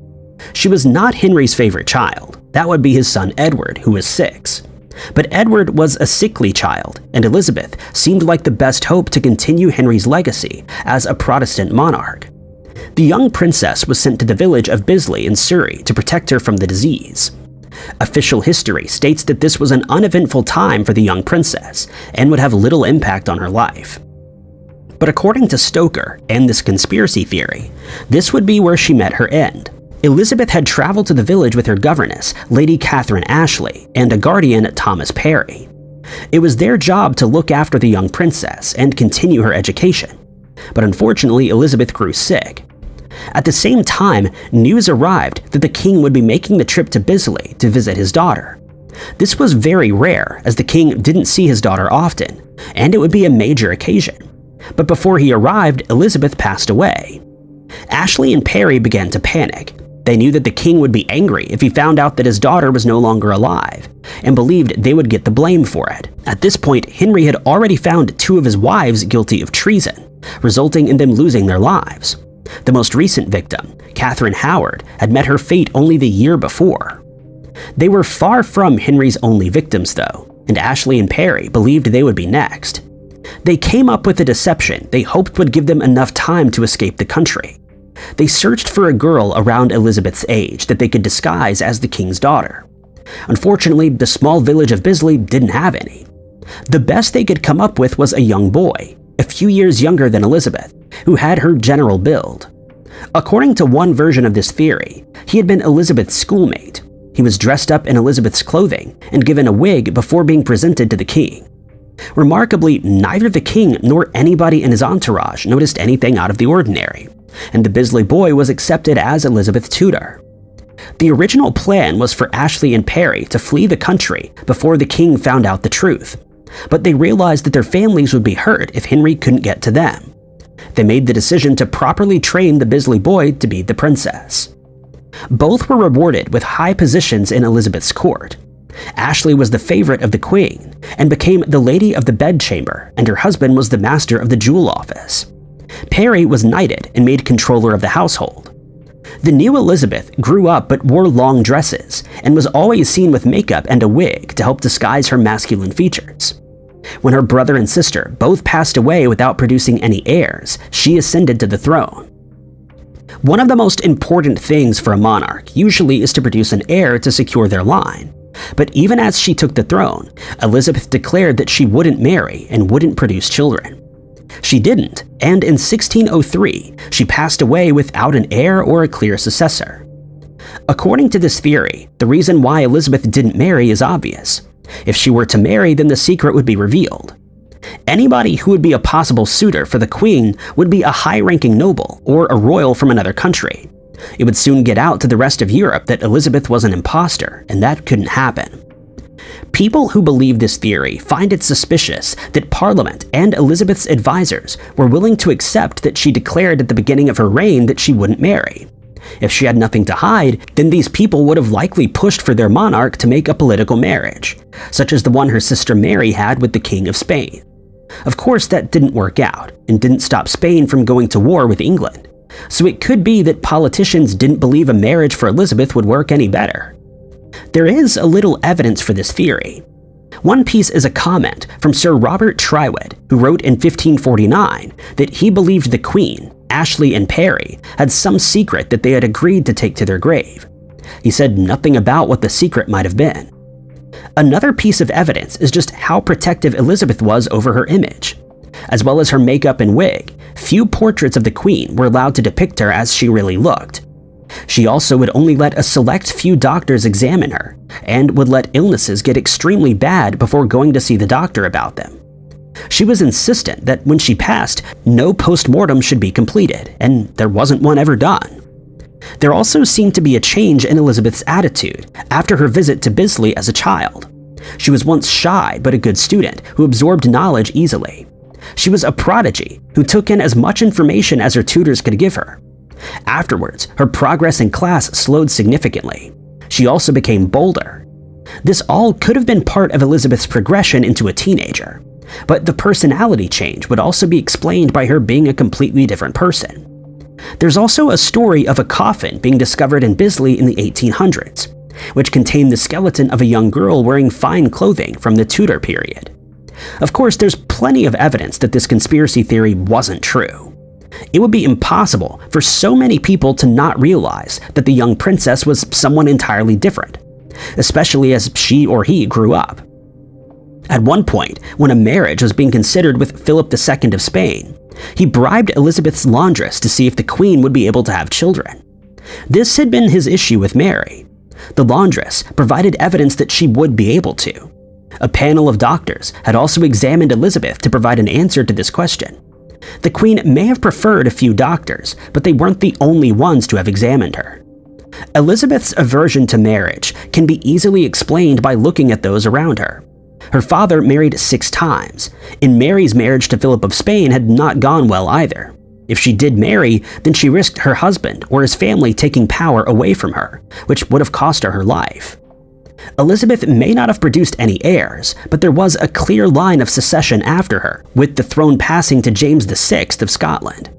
Many believe this conspiracy theory is born from the disbelief that a woman could be as intelligent and powerful as Elizabeth I was, especially in the 1500s. The water fuel cell conspiracy theory is one of many suppressed technology theories.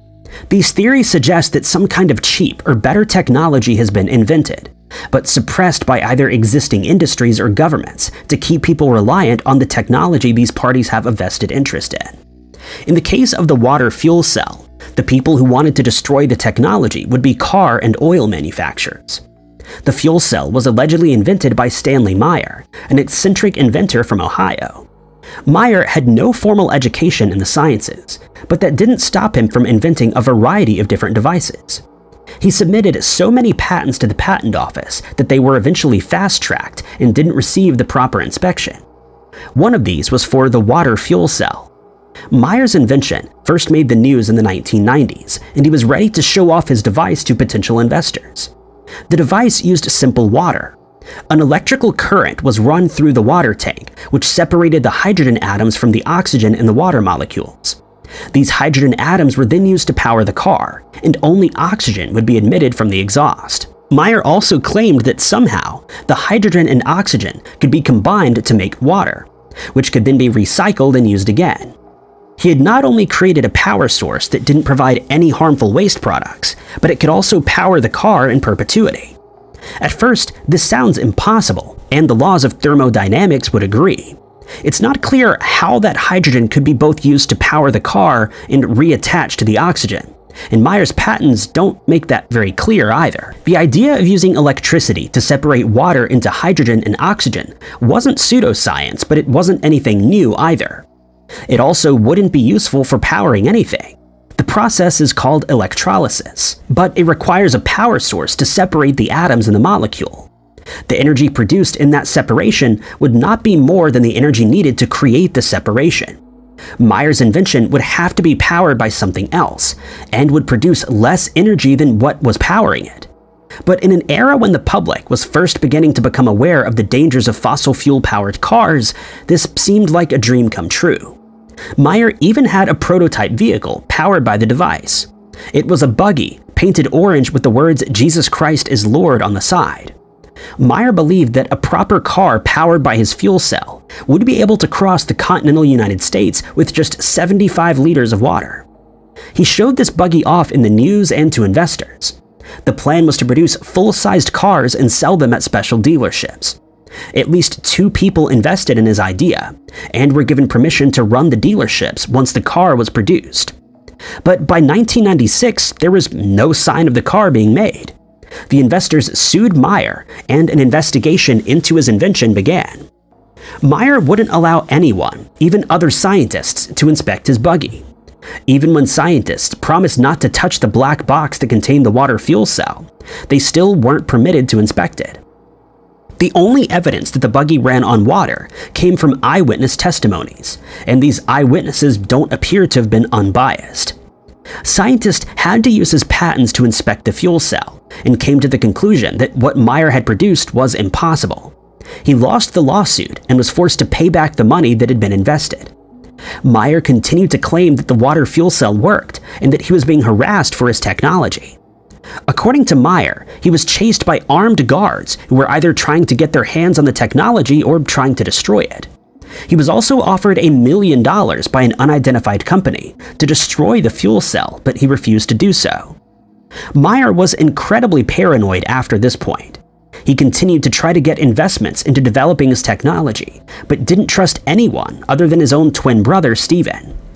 One of the people interested in the water fuel cell was a Belgian named Philippe van de Mortel. Van de Mortel had invested in a company named Litech, which developed a device that claimed to use light therapy and magnetism for healing purposes. There wasn't any scientific proof that this would work, but he was open to alternative ideas, making him an interesting investor for Meyer's invention. He had met Meyer in 1995 and didn't seem to be put off by the court ruling. He still believed that Meyer's technology was real, even though he only saw the official demonstrations and had no idea how it truly worked. According to van der Mortel, he supported Meyer financially for 3 years and bought land in Grove City, Ohio, where technical research would take place. By March 20th, 1998, van der Mortel and Meyer met at a Cracker Barrel in Grove City. They were joined by Meyer's brother Steven and another Belgian man named Mark van Krayenest. According to van der Mortel, van Krayenest had been brought at the request of Meyer to improve communications through computers. He had nothing to do with the project beforehand. According to eyewitnesses, the meeting appeared to be going very well. At the end of the meeting, there was a toast. The 2 Belgians had champagne, and Meyer had cranberry juice. Immediately after taking a sip from the juice, Meyer put his hands to his neck and started to panic. He rushed from the restaurant and into the parking lot. His last words were, "They poisoned me." He was taken away in an ambulance but didn't survive. The next day, Steven Meyer met with the 2 Belgians again to tell them his brother hadn't made it. According to Steven, the investors shared no condolences and didn't seem too concerned about the news. Van de Mortel said he was shocked by the news. Steven wanted to continue his brother's work, but van de Mortel refused to finance it. Since then, there's been no movement on the water fuel cell. The patent has since expired, but nobody has used the technology to make Stanley Meyer's dream a reality. According to the official report, Stanley passed away from natural causes. There was no poison in his system, or even any substances such as alcohol. He had high blood pressure and passed away due to a brain aneurysm. Conspiracy theorists don't accept this explanation, though. For most people, Stanley was a paranoid inventor who claimed to have created the impossible. For theorists, his invention worked, and the people who wanted to suppress this technology finally achieved their goal. There appears to be no end to conspiracy theories surrounding NASA and outer space.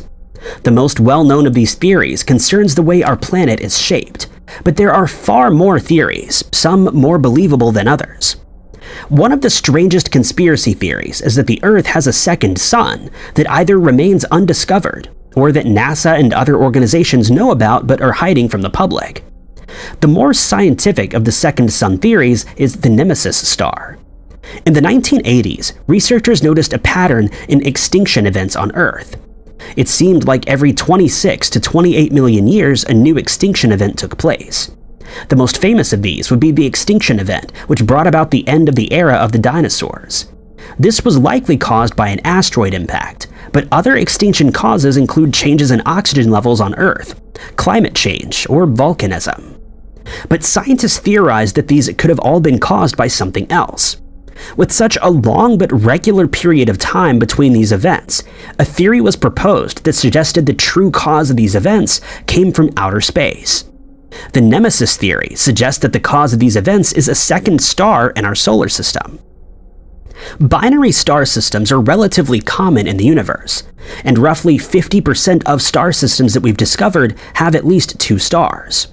These can either be stars that orbit one another, with the planets orbiting one or both stars, or one large central star with a second smaller star orbiting around it. The Nemesis star would fall into the second category. The Sun would be the main large star, while Nemesis would be a brown dwarf star hiding at the outer edges of our solar system. It would extend beyond the Oort cloud, a sphere of space debris between 2,000 and 5,000 times further away from the Sun than the Earth. NASA states that the outer edge of the Oort cloud could be as much as 100,000 astronomical units from the Sun, a quarter of the distance between the Sun and the nearest star, Alpha Centauri. Being a brown dwarf star, it would be so dim that humans would be unable to see it with their eyes alone, and it would be difficult to spot even with telescopes unless we knew where to look. Infrared technology might make it easier to spot, but that would still be a large area of space that would have to be looked through before confirming this second star doesn't exist. Despite its distance, this star could have a devastating impact on Earth. As it orbits the Sun, it would possibly pass through the Oort cloud, or at least close enough to disrupt the debris there. That would throw comets and other pieces of rock into the inner solar system. Eventually, the rocks would hit Earth, causing either impact events like the one which wiped out the dinosaurs, or volcanic activity that could lead to another extinction event. This would happen at regular intervals as Nemesis goes through its regular orbit.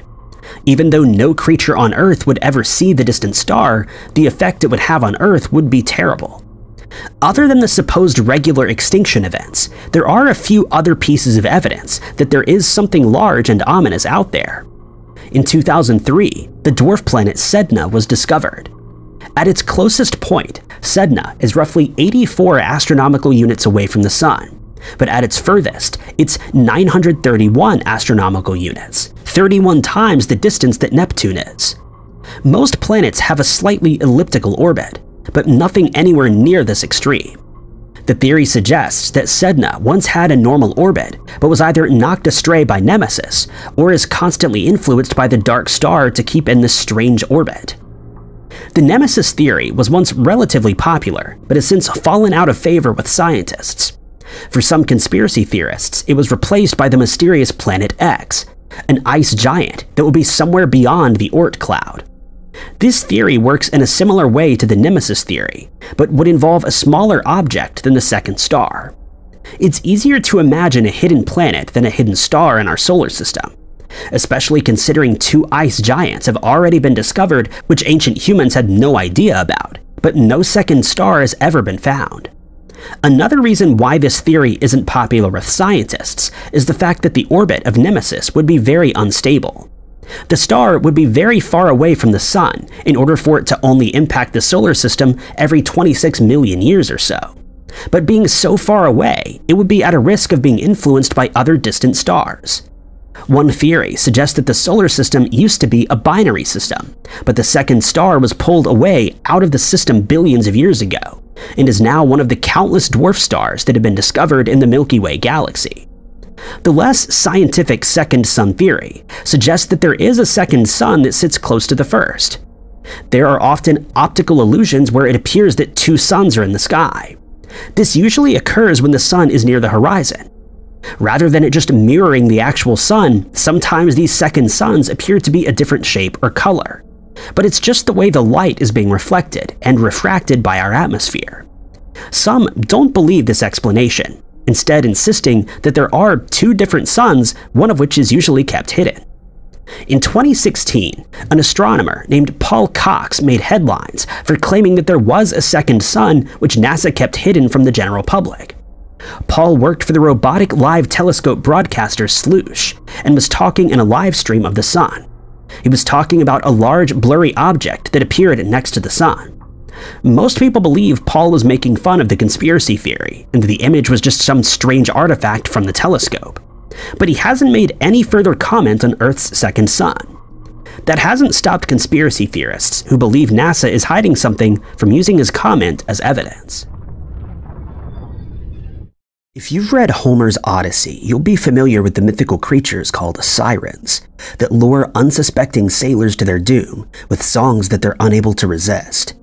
While these creatures are merely a figment of the imagination, there are some people who believe similar beings exist in the form of mermaids.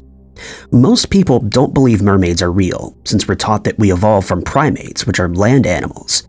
But since they're depicted in many movies, books, and in faked videos on the internet, there's been a resurgence in this belief, as unlikely as that may seem. But there is one theory, called the aquatic ape theory, that supports the existence of mermaids.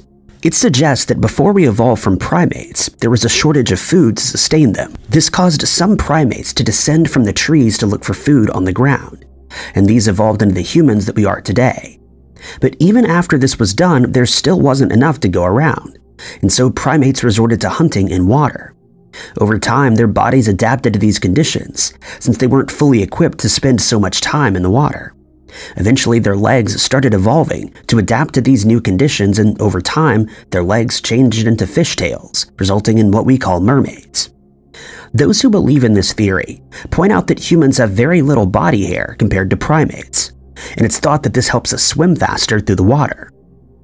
This is usually supported by the suggestion that we can hold our breath underwater for longer than most land animals. Added to this is the fact that our fingers prune up when we spend a lot of time in water, and it's said that this happens so that we can grip food that's found in the water more easily, since fish and other aquatic animals are usually quite slippery. Furthermore, some conspiracy theorists point to the fact that we have a small amount of webbing between our fingers, though some people are born with fully webbed hands and feet, further bolstering the theory that some primates eventually became mermaids. Then there are those who think that we're born ready to be in the water, since babies have a natural instinct to hold their breath when they're placed in a pool. But this has been found to be a misconception, and experts have warned that this is not a safe practice at all. In 2012, a documentary was released by Discovery Channel's Animal Planet, in which claims were made that a mermaid's remains had been found after it was washed up on a beach. But the NOAA's National Ocean Service has debunked this claim, stating that mermaids have never existed and no solid evidence has ever been found that they do. The reality is that the show made use of a mix of folklore, special effects, and real footage to make the existence of mermaids seem possible, but it was not meant to be taken seriously as some viewers did. But what about the thousands of reports that were received from sailors through the centuries who maintained that they had contact with mermaids while they were sailing in the open ocean? It's likely that they saw creatures that closely resembled mermaids, such as manatees or dugongs, that have fluted and paddle-shaped tails that often break through the surface of the water. It would be an amazing discovery if someone were to prove the existence of mermaids one day, but for now we'll have to be content with seeing them in movies, reading about them in books, and sharing the strange stories of their supposed existence. Number 9. Disney seems to be one of the most popular targets for conspiracy theorists, as there are dozens of these theories that have been linked to either Walt Disney himself or some of the company's movies and animated shows. Some of these theories include suggestions that subliminal messages are found throughout certain cartoons, that certain items in some of Disney's movies are actually symbolism for something more nefarious, or that Disney World itself is covered by a massive protective dome. Probably the best known theory about Walt Disney himself is that after he passed away on the 15th of December, 1966, he was cremated and interred at Forest Lawn Memorial Park in Glendale, California, as was reported by news outlets, but that his body was actually cryogenically frozen. Those who think this theory may hold some truth think that Disney remains in a state of frozen animation under the Pirates of the Caribbean ride at Anaheim Disneyland, and that when science has progressed far enough, he'll be brought out of his state of animation and back to life. The theory has been around for many years, and it isn't likely to go away anytime soon. Some conspiracy theorists have even gone as far as to suggest that the Disney Corporation will do anything in its power to stop the truth about Walt Disney's frozen remains from being confirmed, and that they've taken some very radical steps to ensure it remains just that, a theory. For example, some people believe that the movie Frozen was created to further distract people from speculating about the subject, and that it wasn't just an innocent children's movie that just happened to be hugely popular. Before the movie was released, a Google search of the words Disney and Frozen would have led you straight to several websites containing the conspiracy theory about Walt Disney's frozen remains. But after the movie was released, things changed drastically. The same search will now bring up results about the movie instead, since it became somewhat of a phenomenon as soon as it hit theaters. Hence, the theory holds that this was a distraction tactic to stop results about Disney's cryogenics from appearing at the top of search engine results.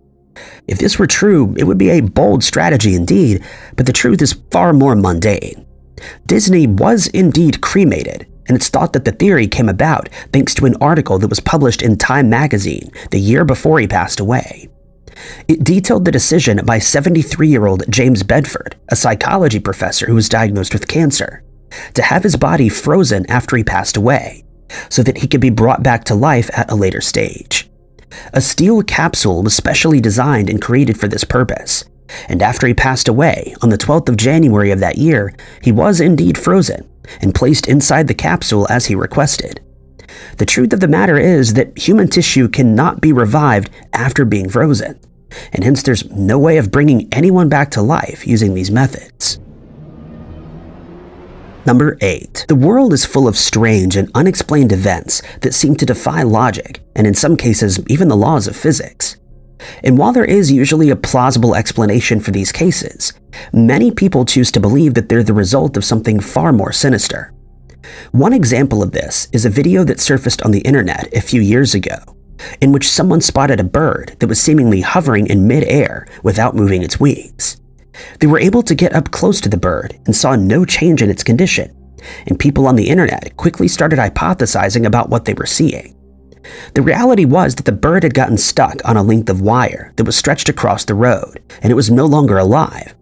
But its positioning on the wire made it look like it was in full flight, which is understandably confusing, especially when someone's just passing by rather than inspecting it properly. Another video shows a helicopter hovering in the sky, but its rotors seem to be completely stationary, which should cause it to fall to the ground, but it somehow managed to stay in the air. This was caused by the shutter speed of the camera that the person filming the video was using. While the rotors were in fact turning, they appear to be completely still in the footage, and since the uploader would have then seen them moving in real life, it was obviously posted to the internet with the intention to deceive. But despite these explanations being given, there are still a lot of people who believe we're living in the Matrix, or to put it another way, in a computer simulation. And alarmingly, there are many scholars who believe this is a distinct possibility. Philosopher Nick Bostrom once published a study suggesting that we live in a simulation, and since then, many more notable figures have voiced their opinion on the subject, with many suggesting that it is a very real possibility. Elon Musk, the founder of SpaceX, has suggested that the theory may just be correct, and he's gone as far as to say that the odds of this being the case are actually quite high. There's no doubt that the theory gained further traction after the release of the movie The Matrix, in which humans are depicted as living in computer-generated worlds while their actual physical bodies are stored in the real world, which is known as the Matrix. In the movie, most people are unaware of this and keep living their lives as normal. But those who have uncovered the truth do their best to survive in the real world, which has become inhospitable and run by machines. The simulation hypothesis suggests that people have evolved to a state where they're able to harness the power of the stars, and that we've developed unthinkable amounts of computational power.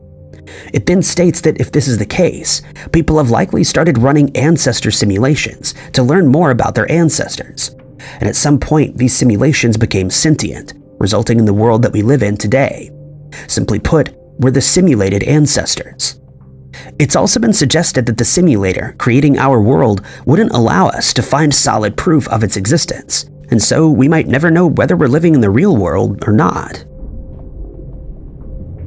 Number 7. In recent years, movies and series about zombies returning from their graves have become ever more popular.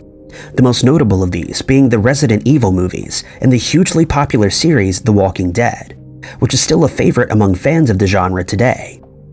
In these fictional stories, something usually causes zombies to become alive, and they quickly infect anyone that crosses their path by biting them and turning them into one of their own. These hordes will stop at nothing to find their victims, though they're usually portrayed as rather easily outwitted and slow-moving, giving survivors a fighting chance against their vast numbers. But there are many conspiracy theorists who believe that the possibility of a zombie outbreak is all too possible for their liking, and that it may just bring about the end of the world in an event that's been labeled the zombie apocalypse.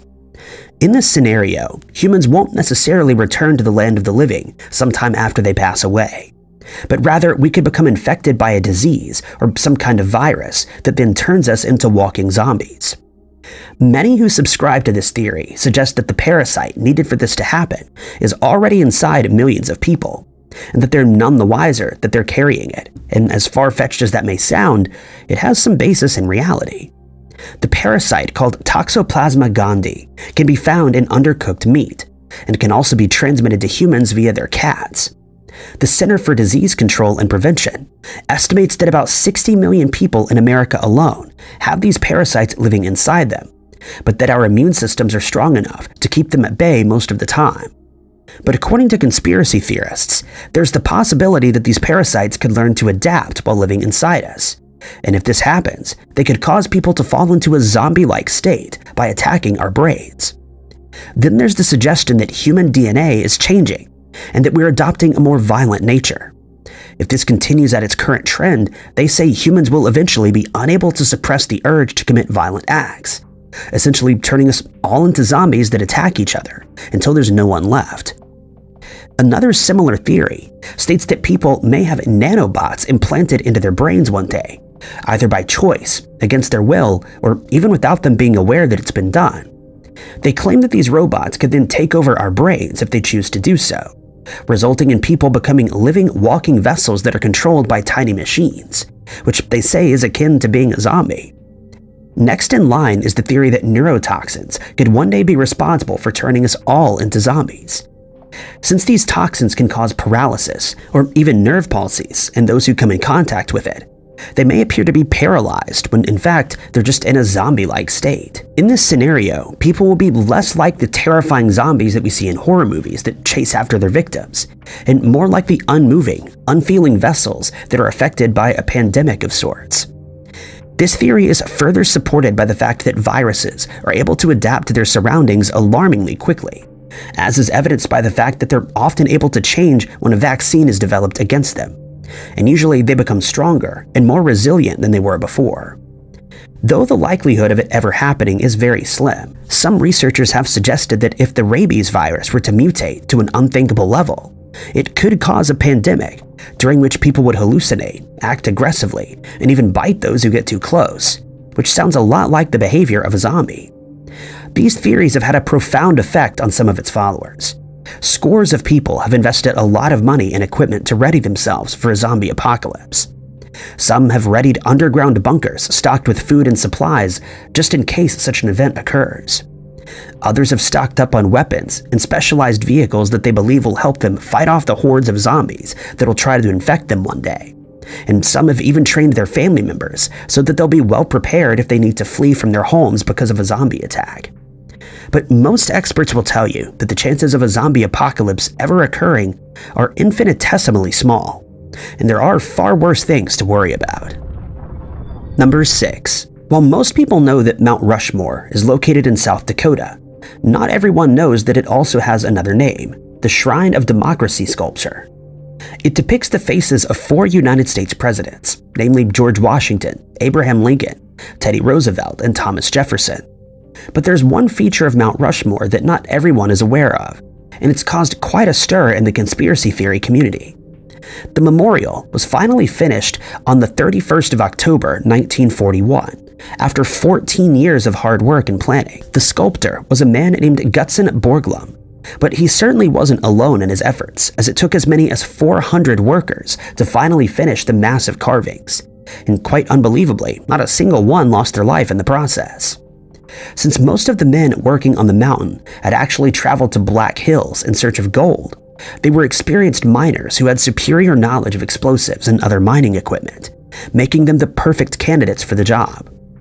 Borglum wasn't the only artist involved in the project, though, since sculptor Korczak Ziolkowski was asked by Borglum to join him in his endeavor. But the partnership fell apart after just 19 days when he had an argument with Borglum's son, Lincoln, and he was asked to leave. But he did, however, go on to start the Crazy Horse Memorial mountain carving soon after, and it's still considered to be one of the world's biggest unfinished mountain sculptures today, and it will likely take many more decades to complete. When the Mount Rushmore sculpture was finally finished, 450,000 tons of rock had been removed, 90,000 of which were blasted away using dynamite, while the remaining 10% were removed using more traditional carving techniques. But some mystery remains at Mount Rushmore. Behind the faces of the presidents sits a chamber that's called the Hall of Records.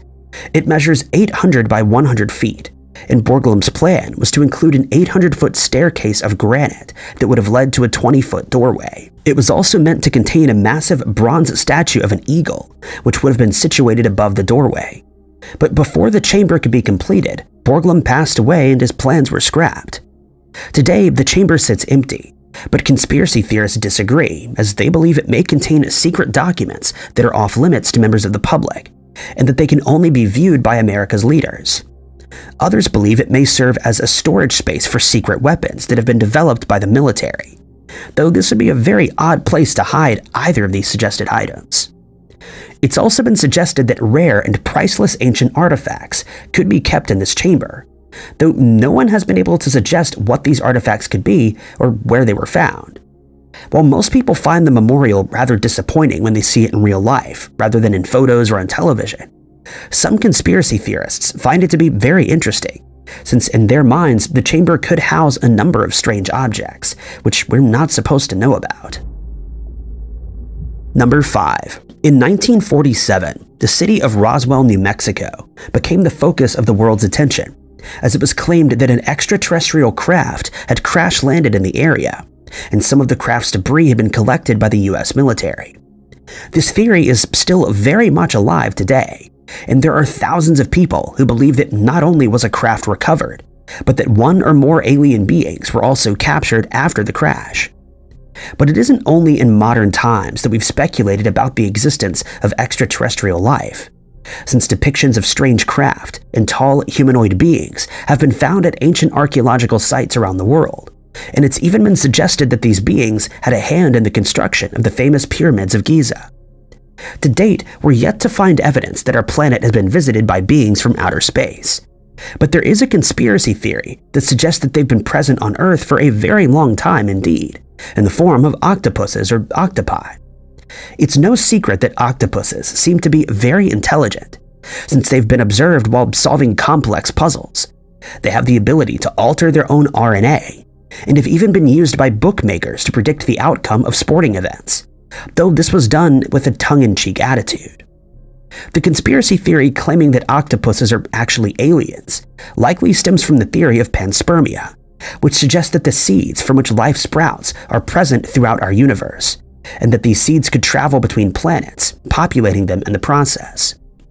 This theory was developed by 2 scientists from the University of Cambridge, and it suggests that these seeds, which are actually bacteria, tiny organisms and viruses, originate at the center of the galaxy before being carried to planets throughout our solar system after they collide with asteroids.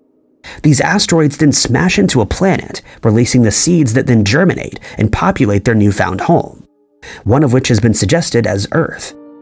If this is true, it could mean that every living thing on Earth made its way to our planet in this manner, and that there could be millions of planets with similar creatures elsewhere in our galaxy. This theory goes on to state that since octopuses are undoubtedly the most advanced form of cephalopod in existence, they may have originated elsewhere in our galaxy and only ended up on our planet by chance. But it isn't quite as simple as that. This theory has been divided into two further options. The first being that octopus embryos were somehow able to survive the vacuum of space, and after attaching to an asteroid, they were carried to Earth 175 million years ago, where they thrived into the animals that we know today. The second suggests that a type of virus traveled to our planet via an asteroid, and when it collided, it transformed squid into octopuses that have higher intelligence than the common squid. It's a very outlandish theory, but if it is correct, there may be more species on their way to our planet in the distant future. Number 4. Paranoia is a condition that has ruined many people's lives, as some people who suffer from severe instances find it hard to trust the people around them, including their closest friends and family members. There have been cases where people affected by paranoia are unable to leave their houses for fear that they're being watched by persons unknown, or that they may become convinced that they're being followed by a government agency, such as the FBI or CIA. But when asked about it, they're unable to explain why this would be the case. The condition has also been linked to other more serious conditions, such as schizophrenia, which makes it very hard for the sufferer to know who they can trust, and in some instances, it's resulted in what most would have considered to be very odd behavior. But it has been suggested that paranoia is a growing concern, since more people are being affected by it thanks to the advancement of technology. While those who deal with these devices professionally would tell you that there's nothing to worry about, there are millions of people worldwide who believe that they're being spied on through their mobile devices. Some believe that they're being listened to by government agencies such as the NSA, or that hackers are able to listen to their conversations by accessing their cell phones at will. And while this has been found to be true in some very rare instances in the past, most people believe that their devices are secure, and that they needn't concern themselves with such theories. But to be fair, it's easy to understand why this theory is so popular. Most people have experienced the strange event where they talk about a certain product that they've never bought, never searched the internet for, and have never discussed with anyone over the phone, only to be inundated with advertisements for that very product in the days that follow. A simple explanation for this would be that someone is listening to your conversation through your phone without your knowledge, and it's a frightening thought, but it's also fertile ground for a conspiracy theory. Since the theory is so prominent and so many people believe it to be possible, various studies have been carried out to see whether our phones are as unsecured as we would be led to believe by conspiracy theorists. Researchers from Northeastern University set out to find a definitive answer, and to do so, they tested 17,000 different apps that are used by everyday people on a daily basis.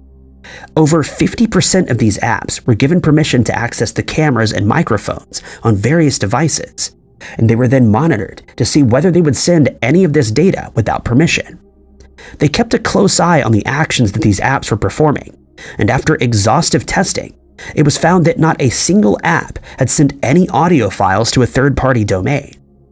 One would imagine that this would put an end to the theory, but unfortunately, the researchers found something just as alarming during testing. It was discovered that some of these apps had secretly recorded video clips of people going about their day, and some of these were then sent to third-party domains. They were also quick to point out that their findings don't completely rule out the possibility that we're being listened to, but rather confirm that it happens far less than some people believe. But there is still the concern that our phones may be recording video without our knowledge, and maybe we should have been paranoid about our cameras rather than our microphones all along. Number 3. Facial recognition is either a brilliant invention that'll make a massive positive difference in our lives in the years to come, or a terrifying new technology that's being used by the governments of the world to spy on us, depending on who you ask. It's no secret that facial recognition has divided people on whether or not its implementation is a good idea, especially since there are some alarming results in the early days of its use. In some cases, people were wrongfully arrested for crimes that they didn't commit, after they were recognized by facial recognition software used by law enforcement agencies. There have also been instances where top-of-the-line manufacturers claim to provide unparalleled security to their devices, thanks to facial recognition technology, only for it to be revealed by users that virtually any face could unlock their phones, tablets, or laptops, and that it had in fact made their devices more vulnerable. It's a topic that has generated a lot of discussion between consumers and manufacturers, since it's seemingly not been perfected yet. But there are some conspiracy theorists who believe there's far more to the story than we're being told. Strangely, the theory relates to an internet trend that was popular years ago on Twitter, now known as X, Facebook, and other social media platforms. What was meant to be a fun way of looking back on past global events, family outings, or even an especially memorable meal via the hashtag Throwback Thursday or hashtag TBT has now become the focus of a conspiracy theory that has many people worried that their privacy may have been invaded without their knowledge. Some people claim that the hashtag was created by government agencies such as the NSA to improve their facial recognition technology as well as their age progression algorithms. And although this is very unlikely to be the case, a closer look at the numbers may cause the paranoid among us some concern. The Throwback Thursday hashtag has been used on Instagram alone more than 40 million times, and these numbers are even more concerning when the shortened version, hashtag TBT, is taken into account, as it's been used more than 400 million times on that platform alone. If this theory is true, which is highly unlikely, these agencies could use dated photos uploaded to the internet to compare them to the faces that are uploaded today, thereby creating an extremely accurate comparison between our younger and older selves. This information can then be used to improve age progression technology, and to acquire as many of these photos as possible, conspiracy theorists believe the hashtag was created as encouragement. Many social media users would have been children before the internet was even created, and hence these agencies would not have had access to their older photos until scores of people started using the TBT hashtag to upload these memories. But as with any conspiracy theory, this one is to be taken with a grain of salt, since there's no actual proof that the hashtags were created to gather any sort of information. But many people are refraining from using it just in case. Number 2. It comes as no surprise that artificial intelligence is not only one of the more popular emerging technologies of modern times, but also that it's now the source of many conspiracy theories. The most popular probably being that the world will be taken over by AI machines one day. These theories likely stem from a lack of knowledge as to how the technology works, but even some experts in the field have voiced concerns that we may not be able to control AI as easily as we assume, especially as the technology is continually being improved upon. There's not only the outlandish concern that the world will fall to machines, but also the very understandable apprehension that it may invade our privacy or that it may lead to a breakdown in morality in society. There have even been suggestions that AI isn't the marvelous technology that we're being led to believe it is, and that it's actually being controlled by certain actors, though what the purpose of this would be is unknown. While it's certainly true that AI could be used for nefarious purposes if it isn't properly monitored, it's also true that it's a very useful tool that can automate certain tasks, find information in a fraction of the time that an internet search would, and even create beautiful artwork or musical pieces. But conspiracy theories involving AI are unavoidable, since it's something that most people don't fully understand. Some worry that the information provided by AI could be intentionally wrong, or that it could be used by less moral people to spy on those around them. As for AI becoming sentient, it's one of the more popular conspiracies out there, and many people have stated that they're concerned that AI will one day become smarter than the smartest humans, giving it the perfect opportunity to enslave all of mankind.